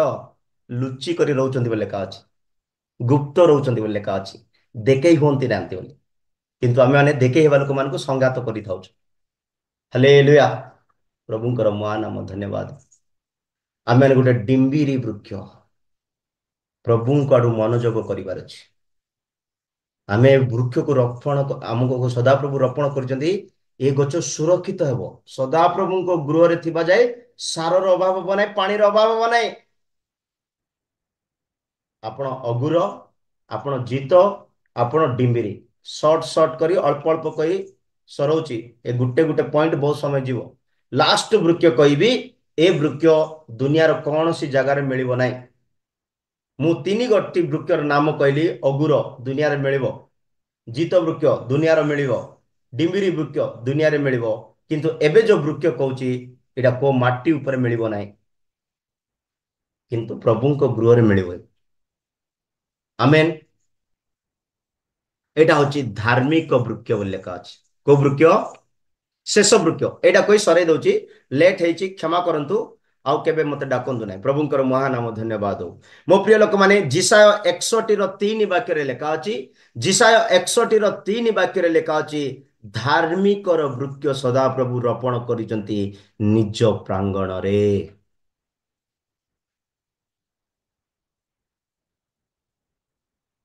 ନାଇଁ କି? ପଢନ୍ତୁ। ସିଓନର ଶୋକାର୍ତ୍ତ ଲୋକମାନଙ୍କ ପାଇଁ ନିରୂପଣ କରିବାକୁ, ଅର୍ଥାତ୍ ଭସ୍ମର ପରିବର୍ତ୍ତେ ଭୂଷଣ, ଦୁଃଖର ପରିବର୍ତ୍ତେ ସୁଖ ରୂପ ତୈଳ, ଅବସନ୍ନ ଆତ୍ମାର ପରିବର୍ତ୍ତେ ପ୍ରଶଂସା ରୂପ ବସ୍ତ୍ର ପ୍ରଦାନ କରିବାକୁ ସେ ମତେ ପ୍ରେରଣ କରିଅଛନ୍ତି। ତହିଁରେ ସଦାପ୍ରଭୁ ଯେପରି ଗୌରବାନ୍ୱିତ ହେବେ, ଏଥିପାଇଁ ସେମାନେ ଧର୍ମ ରୂପ ବୃକ୍ଷ ଓ ତାହାଙ୍କର ଉଦ୍ୟାନ ବୋଲି ବିଖ୍ୟାତ ହେବେ। ଧର୍ମ ରୂପ ବୃକ୍ଷ ବୋଲି ଲେଖା ଅଛି। ପାଇଲେ ତ ସେ ଲାଇନ କୁ? ହଁ, ସେ ଲାଇନ କୁ ଟିକେ କଲର ଦିଅନ୍ତୁ, ଇଜ୍ଜତ ଦିଅନ୍ତୁ, ଅଣ୍ଡରଲାଇନ କରନ୍ତୁ, କଣ କରନ୍ତୁ କରନ୍ତୁ। ଆପଣ ମୁଁ ଗୋଟେ ଧର୍ମ ରୂପ ବୃକ୍ଷ ପ୍ରଭୁ ବୋଲି ମନୋନୀତ କରି ଲଗେଇଛନ୍ତି। ଆଉ ତାଙ୍କ ପ୍ରାଙ୍ଗଣରେ, ତାଙ୍କ ସଂଘାତ, ତାଙ୍କ ସହଭାଗିତାରେ, ତାଙ୍କ ବହୁତ ବଢିଆ ଲେଖା ଅଛି ବାକ୍ୟ। 3 ନମ୍ବର ବାକ୍ୟର ପ୍ରତ୍ୟେକ ୱାର୍ଡ କୁ ଟିକେ ବସି ଚିନ୍ତା କରନ୍ତୁ। ଆପଣ ସେ ଧାର୍ମିକ ବୃକ୍ଷ ଅଛନ୍ତି। ଆପଣ ପ୍ରଭୁଙ୍କୁ ଆନନ୍ଦିତ କରିବେ, ଆପଣଙ୍କୁ ପ୍ରଭୁଙ୍କର ମହିମା କରିବେ, ଆପଣଙ୍କ ଦ୍ଵାରା ସବୁ କିଛି କରାଉଛନ୍ତି ପ୍ରଭୁ। ଆପଣଙ୍କୁ ସେ ଏ ପ୍ରକାର ସହଭାଗିତାରେ ରଖିଛନ୍ତି, ଗୋଟେ ଧାର୍ମିକତାର ସହଭାଗିତାରେ, ଧାର୍ମିକତାର ବୃକ୍ଷ କରି ସେ ରୋପଣ କରିଛନ୍ତି। ଏଇ ଧାର୍ମିକ ବ୍ୟକ୍ତିର କାମ କଣ? ଏଇ ଧାର୍ମିକ ବୃକ୍ଷର କାମ କଣ ଜାଣିଛନ୍ତି? ଏବେ ଉଦାହରଣ ପାଇଁ, ମୁଁ ଯଦି ଅନ୍ଧ ଅଛି, ଅନ୍ଧ, ଆଉ ମୋ ଦ୍ଵାରା କିଛି ହବ ନାହିଁ, ଖାଲି ଗୋଟେ ଭିକ ମାଗଟା ହବ। ଶୁଣିଲେ, ମୁଁ ଅନ୍ଧ ଅଛି, ତ ମୋର କାମ କଣ? ଭିକ ମାଗିବା। ବୁଝିଲେ? କିନ୍ତୁ ମୁଁ ଯଦି ଧାର୍ମିକ, ମୋର ଗୋଟେ ଧାର୍ମିକ କାମ ଥିବ କି ନା ନାହିଁ? ମୁଁ ଯଦି ବ୍ୟାଙ୍କ ମ୍ୟାନେଜର, ତ ମୋର କାମ କିଛି ବ୍ୟାଙ୍କରେ ଥିବ କି ନା ନାହିଁ? ମୁଁ ଯଦି ଲେବର, କିଛି ଗୋଟେ କାମ ଥିବ କି ନା ନାହିଁ? ଲେବର ପରିଶ୍ରମ କରିବା ଲୋକ। ତ ଆପଣ ମୁଁ କଣ? ଧାର୍ମିକ ବୃକ୍ଷ। ଏ ଧାର୍ମିକ ବୃକ୍ଷର କାମ କଣ ଜାଣିଛନ୍ତି? ତାର 1-2 ବାକ୍ୟରେ ଲେଖା ଅଛି। ସେଇ ଜିସାୟ 61:1-2ରେ ଲେଖା ଅଛି, ଧାର୍ମିକ ବୃକ୍ଷର କାମ ବିଷୟରେ। ଆପଣଙ୍କୁ ମତେ ଏ ପ୍ରକାର କାମ କଲେ ଯାଇ ଆମେ ଧାର୍ମିକ ବୃକ୍ଷ ବୋଲି ଗଣାଯିବ। ପଢନ୍ତୁ। ପ୍ରଭୁ ସଦାପ୍ରଭୁଙ୍କର ଆତ୍ମା ମୋ ଠାରେ ଅଧିଷ୍ଠାନ କରନ୍ତି, କାରଣ ନମ୍ର ଲୋକମାନଙ୍କ ନିକଟରେ ସୁସମାଚାର ପ୍ରଚାର କରିବା ପାଇଁ ସଦାପ୍ରଭୁ ମୋତେ ଅଭିଷିକ୍ତ କରିଅଛନ୍ତି। ସେ ଭଗ୍ନାନ୍ତକରଣ ଲୋକମାନଙ୍କର କ୍ଷତ ବାନ୍ଧିବାକୁ, ବନ୍ଦୀ ଲୋକମାନଙ୍କ ପ୍ରତି ମୁକ୍ତି ଓ କାରାବଦ୍ଧ ଲୋକମାନଙ୍କ ପ୍ରତି କାରାଗାର ମୁକ୍ତ ହେବାର କଥା ପ୍ରଚାର କରିବାକୁ, ସଦାପ୍ରଭୁଙ୍କର ଗ୍ରାହ୍ୟ ବର୍ଷ ଓ ଆମ୍ଭମାନଙ୍କ ପରମେଶ୍ୱରଙ୍କର ପ୍ରତିଶୋଧର ଦିନ ଘୋଷଣା କରିବାକୁ, ଶୋକାର୍ତ୍ତ ସମସ୍ତଙ୍କୁ ସାନ୍ତ୍ୱନା କରିବାକୁ। ହଁ, ଏଠାରେ କ୍ୱାଲିଟି ସବୁ ଲେଖା ଅଛି। କୋଉ କୋଉ କାମ କରିବ ଇଏ ଧାର୍ମିକ ବୃକ୍ଷ ବାଲା? କୋଉ କୋଉ କାମ କରିବ? ସୁସମାଚାର ଦେବ, ଆଉ ଯୋଉମାନେ କ୍ଷତ ହେଇଛନ୍ତି ସେମାନଙ୍କୁ ବାନ୍ଧିବ, ଶାନ୍ତି ଦେବ, ବନ୍ଦୀ ମାନଙ୍କୁ ସ୍ୱତନ୍ତ୍ର କରିବ, ଜେଲରେ ଥିବା ଲୋକମାନଙ୍କୁ ଛୁଟକାରାର ପ୍ରଚାର କରିବ, ଆଉ 1000 ବର୍ଷର ରାଜ୍ୟର କଥା ପ୍ରଚାର କରିବ, ଯୀଶୁଙ୍କର ଆଗମନ ବିଷୟ ପ୍ରଚାର କରିବ, ଆଉ ପ୍ରଭୁଙ୍କର ଦିନ ବିଷୟରେ ପ୍ରଚାର କରିବ, ଆଗମନ ବିଷୟ। ଏଇଟା ହଉଛି ଧାର୍ମିକ ବୃକ୍ଷର କାମ। ଏ ସବୁ କାମ ଆକ୍ଚୁଆଲି ଆଜି ମୁଁ ଭାବୁଥିଲି ଜୀବନ ପୁସ୍ତକ ବିଷୟରେ ଷ୍ଟଡି ଦେବି ବୋଲି ଭାବୁଥିଲି, କିନ୍ତୁ ମତେ ପ୍ରଭୁ ଏଇଟା ଦେବା ପାଇଁ ଟିକେ ଆଗୁଆଇ ଦେଲେ। ଜୀବନ ପୁସ୍ତକରେ ଗୋଟେ ମେସେଜ, ସେ ଗୋଟେ ପଏଣ୍ଟ ଅଛି, ମାନେ କି ପ୍ରଭୁଙ୍କର ଇଚ୍ଛା ହେଲେ କେବେ କହିବା। ଜୀବନ ପୁସ୍ତକରେ କାହାର ନାଁ ଲେଖାଯିବ ଜାଣିଛନ୍ତି? ଖାଲି ଏମିତି ଜୁମ ରେ ବସି ବାକ୍ୟ ଶୁଣିବା ମାନଙ୍କର ନାଁ ଲେଖାଯିବ ନାହିଁ ବୋଲି ଲେଖା ଅଛି। ଜୀବନ ପୁସ୍ତକରେ କାହାର ନାଁ ଲେଖା ଅଛି ଜାଣିଛନ୍ତି? ମୁଁ ସିରିୟସଲି କହୁଛି, ଜୀବନ ପୁସ୍ତକରେ ସେମାନଙ୍କର ନାମ ଲେଖାଯିବ ଯୋଉମାନେ ସୁସମାଚାରରେ ପରିଶ୍ରମ କରୁଛନ୍ତି। ପରିଶ୍ରମ କରୁଛନ୍ତି। କୋଉଠି ଲେଖା ଅଛି ଆଜ୍ଞା? ଫିଲିପିଓ 4:3 ବାକ୍ୟ ପଢନ୍ତୁ। ଫିଲିପିଓ 4:3 ବାକ୍ୟ ପଢନ୍ତୁ।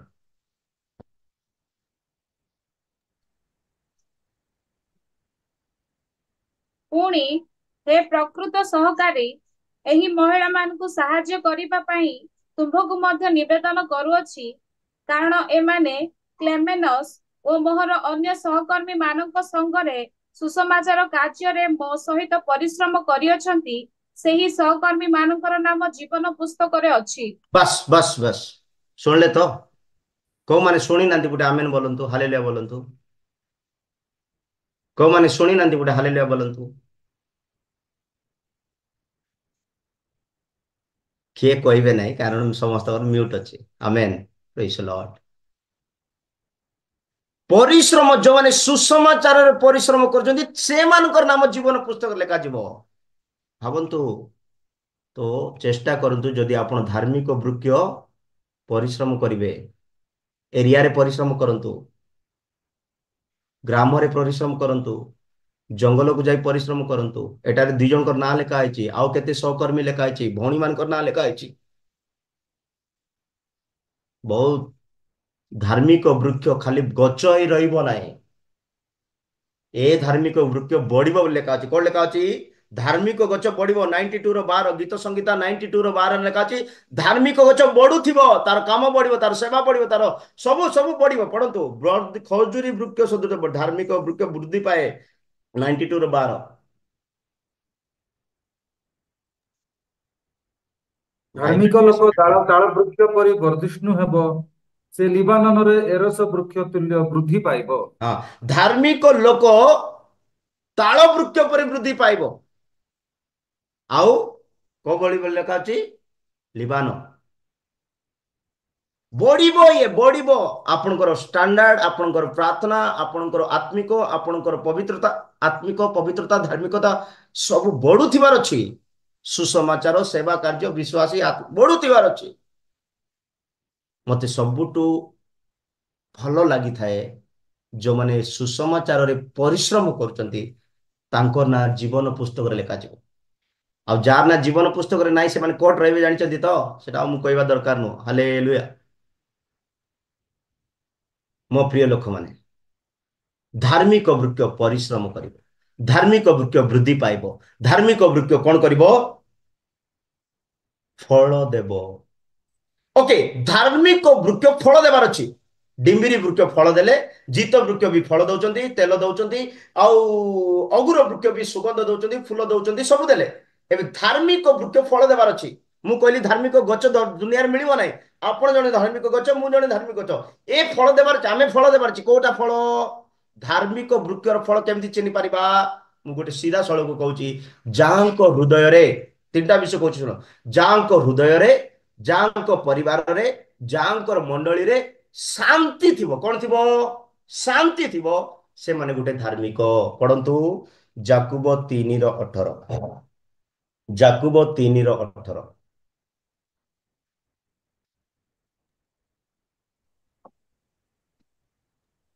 ପୁଣି ଶାନ୍ତିକାରକ ଲୋକମାନଙ୍କର ଦ୍ଵାରା ଧର୍ମରୂପ ଫଳର ବୀଜ ଶାନ୍ତିରେ ବୁଣାଯାଏ। ଧର୍ମ ରୂପର ଫଳ, ପୁଣି ଧାର୍ମିକର ଫଳ ଶାନ୍ତିରେ ବୁଣାଯାଏ। ବାହ, ମାନେ ଧାର୍ମିକର ଫଳ କଣ ମିଳିଗଲା? ଶାନ୍ତିମୟ ଜୀବନ। ଆପଣଙ୍କ ଠାରେ ଶାନ୍ତି ଅଛି। ଏ ଗୋଟେ ସପ୍ତାହ ଶାନ୍ତି କଥା କହୁନି ମୁଁ, ହେଲେ ଗୋଟେ ମାସେ ଶାନ୍ତିରେ ଅଛି ସେଟା ପାଇଁ ନାହିଁ। ପଇସା ଥିବା ଯାଇ ଶାନ୍ତି ସେଟା କହୁନାହିଁ ମୁଁ। ଧାର୍ମିକର ଶାନ୍ତି ବୋଲେ ଅନନ୍ତ ଶାନ୍ତି। ଲୁଣ ନଥିଲେ ବି ଶାନ୍ତି, କିଛି ନଥିଲେ ବି ଶାନ୍ତି। ଶାନ୍ତି ଶାନ୍ତି ସେଟା ଧାର୍ମିକ ହିଁ ଜାଣିପାରିବ। ହାଲେଲୁୟା। ଏ ଯୋଉ ଶାନ୍ତି ରୂପ ଫଳ, ଧାର୍ମିକର ଫଳ। ଆପଣ ଯଦି ଧାର୍ମିକ ବୃକ୍ଷ, ମୁଁ ଯଦି ଧାର୍ମିକ ବୃକ୍ଷ, ଆମ ହୃଦୟରେ, ଆମ ଘରେ, ଆମ ମଣ୍ଡଳୀରେ, ଆମ ସମସ୍ତଙ୍କ ଜୀବନରେ ଶାନ୍ତିର ବୀଜ ଦେଖାଯିବ। ଶାନ୍ତିର ବିଷୟ ଦେଖାଯିବ। ଏ ଶାନ୍ତିର ବୀଜ କଣ କରେ? ଅନେକଙ୍କୁ ଶାନ୍ତି ଦିଏ। ଆଉ ଗୋଟେ ବାକ୍ୟ ଲେଖା ଅଛି, ପଢିବା ଦରକାର ନୁହଁ। ଶାନ୍ତିରେ ଥିବା ଲୋକମାନେ ପବିତ୍ର ହେବେ ବୋଲି ଲେଖା ଅଛି। କଣ ହେବେ? କୁହନ୍ତୁ, କିଏ ଜଣେ ଅନମ୍ୟୁଟ ପବି- କର। କଣ ହେବେ? ପବିତ୍ର ଆଉ ପବିତ୍ର ଯୋଉମାନେ ହେଇଗଲେ, ଯୀଶୁଙ୍କୁ ସେମାନେ ଦେଖିବେ, ଆଗମନରେ ଯିବେ। ମାନେ ସିଧା ଯଦି କହିବି, ଶାନ୍ତିରେ ଥିବା ଲୋକମାନେ ଆଗମନରେ ଯିବେ, ଶାନ୍ତିରେ ଥିବା ଲୋକମାନେ ଯୀଶୁଙ୍କୁ ଦେଖିବେ। କାରଣ ଶାନ୍ତି ଗୋଟେ ଏମିତି ଗୋଟେ ଫଳ, ଶାନ୍ତି ଗୋଟେ ଧାର୍ମିକର ଏମିତି ଗୋଟେ ଫଳ, ସେ ପବିତ୍ରତା ଉତ୍ପନ୍ନ କରିବ। ଏଭ୍ରି 12:14 ବୋଧେ ଲେଖା ଅଛି। ଓକେ, ପ୍ରଭୁଙ୍କର ମହାନାମ ଧନ୍ୟବାଦ। ଏଭ୍ରି 12:14 ନା ଆଜ୍ଞା? ପ୍ରେଜ୍ ଦ ଲର୍ଡ। ହଁ, ପଢନ୍ତୁ। ସମସ୍ତଙ୍କ ସହିତ ସମସ୍ତଙ୍କ ଶାନ୍ତିରେ ରହିବାକୁ ଚେଷ୍ଟା କର, ପୁଣି ଯେଉଁ ପବିତ୍ରତା ବିନୁ କେହି ପ୍ରଭୁଙ୍କ ଦର୍ଶନ ପାଇବ ନାହିଁ, ସେଥିର ଅନୁସରଣ କର। ସମସ୍ତଙ୍କ ସହିତ ଶାନ୍ତିରେ ରହିବା ପାଇଁ ଚେଷ୍ଟା କର। ଶାନ୍ତି କଣ କରିବ? ପବିତ୍ରତା ଦେବ। ଆଉ ଏଇ ପବିତ୍ରତା ଯୀଶୁଙ୍କୁ ଦେଖିବା ପାଇଁ ସାହାଯ୍ୟ କରିବ। ବୁଝିଗଲେ? ଆମେ ଫାଷ୍ଟଟା ଛାଡି ଦଉଛୁ, ବାଛି ବାଛି ଶାନ୍ତିରେ ରହୁଛୁ। କିଛି ଲୋକ ସବୁ ବାଛି ବାଛି, ସମସ୍ତଙ୍କ ସହିତ ବୋଲି ପ୍ରଭୁ କହୁଛନ୍ତି, କିନ୍ତୁ ଆମେ ବାଛି ବାଛି କିଛି ଲୋକ ସହିତ ସ୍ୱାର୍ଥ ମନ ରଖିବେ ନାହିଁ। ହାଲେଲୁୟା, ପ୍ରଭୁଙ୍କର ମହାନାମ ଧନ୍ୟବାଦ। ମୋ ପ୍ରିୟ ଲୋକମାନେ, ଧାର୍ମିକର ବୀଜ ଶାନ୍ତିର ସ୍ୱଭାବ। ଆଉ ଏଇ ଶାନ୍ତି ଆପଣଙ୍କୁ ପବିତ୍ରତା ଦେଇପାରିବ। ଆଉ ଏଇ ପବିତ୍ରତା ଯୀଶୁଙ୍କୁ ଦେଖିବା ପାଇଁ ସାହାଯ୍ୟ। ଆପଣ ଆଉ ମୁଁ ଗୋଟେ ଧାର୍ମିକ ବୃକ୍ଷ ସଦୃଶ ପ୍ରଭୁ ଆପଣଙ୍କୁ ରୋପଣ କରିଛନ୍ତି। ହାଲେଲୁୟା। ଏବେ ଲାଷ୍ଟ ବାକ୍ୟ ପଢିବା, ସରେଇଦବା। ଯୋଉମାନଙ୍କୁ ପ୍ରଭୁ ରୋପଣ କରିଛନ୍ତି, ସେ ଅଗୁର ବୃକ୍ଷ କରି ରୋପଣ କରିଛନ୍ତି, ଜିତ ବୃକ୍ଷ କରି ରୋପଣ କରିଛନ୍ତି, ସେ ଡିମ୍ବିରି ବୃକ୍ଷ କରି ରୋପଣ କରିଛନ୍ତି, ସେ ଧାର୍ମିକ ବୃକ୍ଷ କରି ରୋପଣ କରିଛନ୍ତି। ଏବେ ଯୋଉ ପ୍ରଭୁ ରୋପଣ କଲେ, ତାକୁ ଆଉ କିଏ ବି ଉପାଡ଼ି ପାରିବେ ନାହିଁ ବୋଲି ଲେଖା ଅଛି। ତାକୁ ଆଉ କିଏ ବି ପ୍ରଭୁଙ୍କ ଘରରୁ ଉପାଡ଼ି ପାରିବେ ନାହିଁ। ଜିରିମିୟ 24:6 ବାକ୍ୟରେ ଲେଖା ଅଛି। ଜିରିମିୟ 24:6 ଲେଖା ଅଛି, ଆଉ ଏଇ ବୃକ୍ଷକୁ କୌଣସି ବ୍ୟକ୍ତି କଣ କରିପାରିବ ନାହିଁ? କାରଣ ଉପାଡ଼ିବ। ଆମ୍ଭେ ମଙ୍ଗଳ ପାଇଁ ସେମାନଙ୍କ ପ୍ରତି ଆପଣା ଦୃଷ୍ଟି ରଖିବା ଓ ସେମାନଙ୍କୁ ପୁନର୍ବାର ଏହି ଦେଶକୁ ଆଣିବା, ଆଉ ଆମ୍ଭେ ସେମାନଙ୍କୁ ନିର୍ମାଣ କରିବା ଓ ଭଗ୍ନ କରିବା ନାହିଁ। ଆମ୍ଭେ ସେମାନଙ୍କୁ ରୋପଣ କରିବା ଓ ଉତ୍ପାଟନ କରିବା ନାହିଁ। ଆମ୍ଭେ ସେମାନଙ୍କୁ ରୋପଣ କରିବା ଆଉ ଉତ୍ପାଟନ କରିବା ନାହିଁ, ଉପାଡ଼ିବା ନାହିଁ। ୱାହ! ଯଦି ପ୍ରଭୁ ଆପଣଙ୍କଠାରେ ଧାର୍ମିକ ଦେଇଛନ୍ତି, ତା ପ୍ରଭୁ ନଷ୍ଟ କରିବେ ନାହିଁ, ଧାର୍ମିକରେ ବଢେଇବେ। ପ୍ରଭୁ ଆପଣଙ୍କୁ ସୁଗନ୍ଧ ଦେଇଛନ୍ତି, ଗୋଟେ ଭଲ ସାକ୍ଷ୍ୟ ଦେଇଛନ୍ତି, ତା ନଷ୍ଟ କରନ୍ତୁ ନାହିଁ, ସେ ଉପାଡ଼ିବେ ନାହିଁ। ଯଦି ସେଇ 4ଟି ସ୍ୱଭାବ, 4ଟି କ୍ୱାଲିଟି ଆପଣଙ୍କ ଠାରେ ଅଛି, ପ୍ରଭୁ ରୋପଣ କରିଛନ୍ତି, ତା ଉତ୍ପାଟିତ କରିବେ ନାହିଁ। କିନ୍ତୁ ମନେ ରଖିଥାନ୍ତୁ, 3-4 ବର୍ଷ ହିଁ ସୁଯୋଗ, 3-4 ବର୍ଷ ହିଁ ସୁଯୋଗ, 30-40 ବର୍ଷ ହିଁ ସୁଯୋଗ। କିନ୍ତୁ ଫଳ ଦେଇଦେବାର ଅଛି, ଧାର୍ମିକତା ଆସିଯିବାର ଅଛି, ଆତ୍ମିକତା ଆସିଯିବାର ଅଛି, ମନରେ କୌଣସି ଗୋଟେ ପରିବର୍ତ୍ତନତା ଦେଖାଯିବାର ଅଛି। ଆଗ ପରି ସେ ଜଙ୍ଗଲୀ ଦ୍ରାକ୍ଷାଲତା ପରି ହୁଅନ୍ତୁ ନାହିଁ, ମିଶରର ଦ୍ରାକ୍ଷାଲତା ପରି ହୁଅନ୍ତୁ ନାହିଁ, ମିଶରର ସ୍ୱଭାବ ପୁନର୍ବାର ଦେଖାନ୍ତୁ ନାହିଁ। ଗୋଟେ ଆତ୍ମିକ ବ୍ୟକ୍ତିକୁ ଶୋଭା ଦିଏ ନାହିଁ। କିନ୍ତୁ ଏବେ ଆପଣ ଧାର୍ମିକ, ସଦାପ୍ରଭୁଙ୍କ ଗୃହରେ ରଖିତ, ଆପଣ କେବେ ଉପାଡ଼ି ଯିବେ ନାହିଁ। ପ୍ରଭୁ এই ବାକ୍ୟରେ ପ୍ରତ୍ୟେକଙ୍କୁ ଆଶୀର୍ବାଦ କରନ୍ତୁ। ସମୟ ପାଇଁ ଡାକିଥିବା ପାଇଁ ଧନ୍ୟବାଦ। ପ୍ରେଜ୍ ଦ ଲର୍ଡ। ରହୁଛି। ପ୍ରେଜ୍ ଦ ଲର୍ଡ। ପ୍ରଭୁ ଆପଣମାନଙ୍କୁ ସମସ୍ତଙ୍କୁ ଆଶୀର୍ବାଦ କରନ୍ତୁ।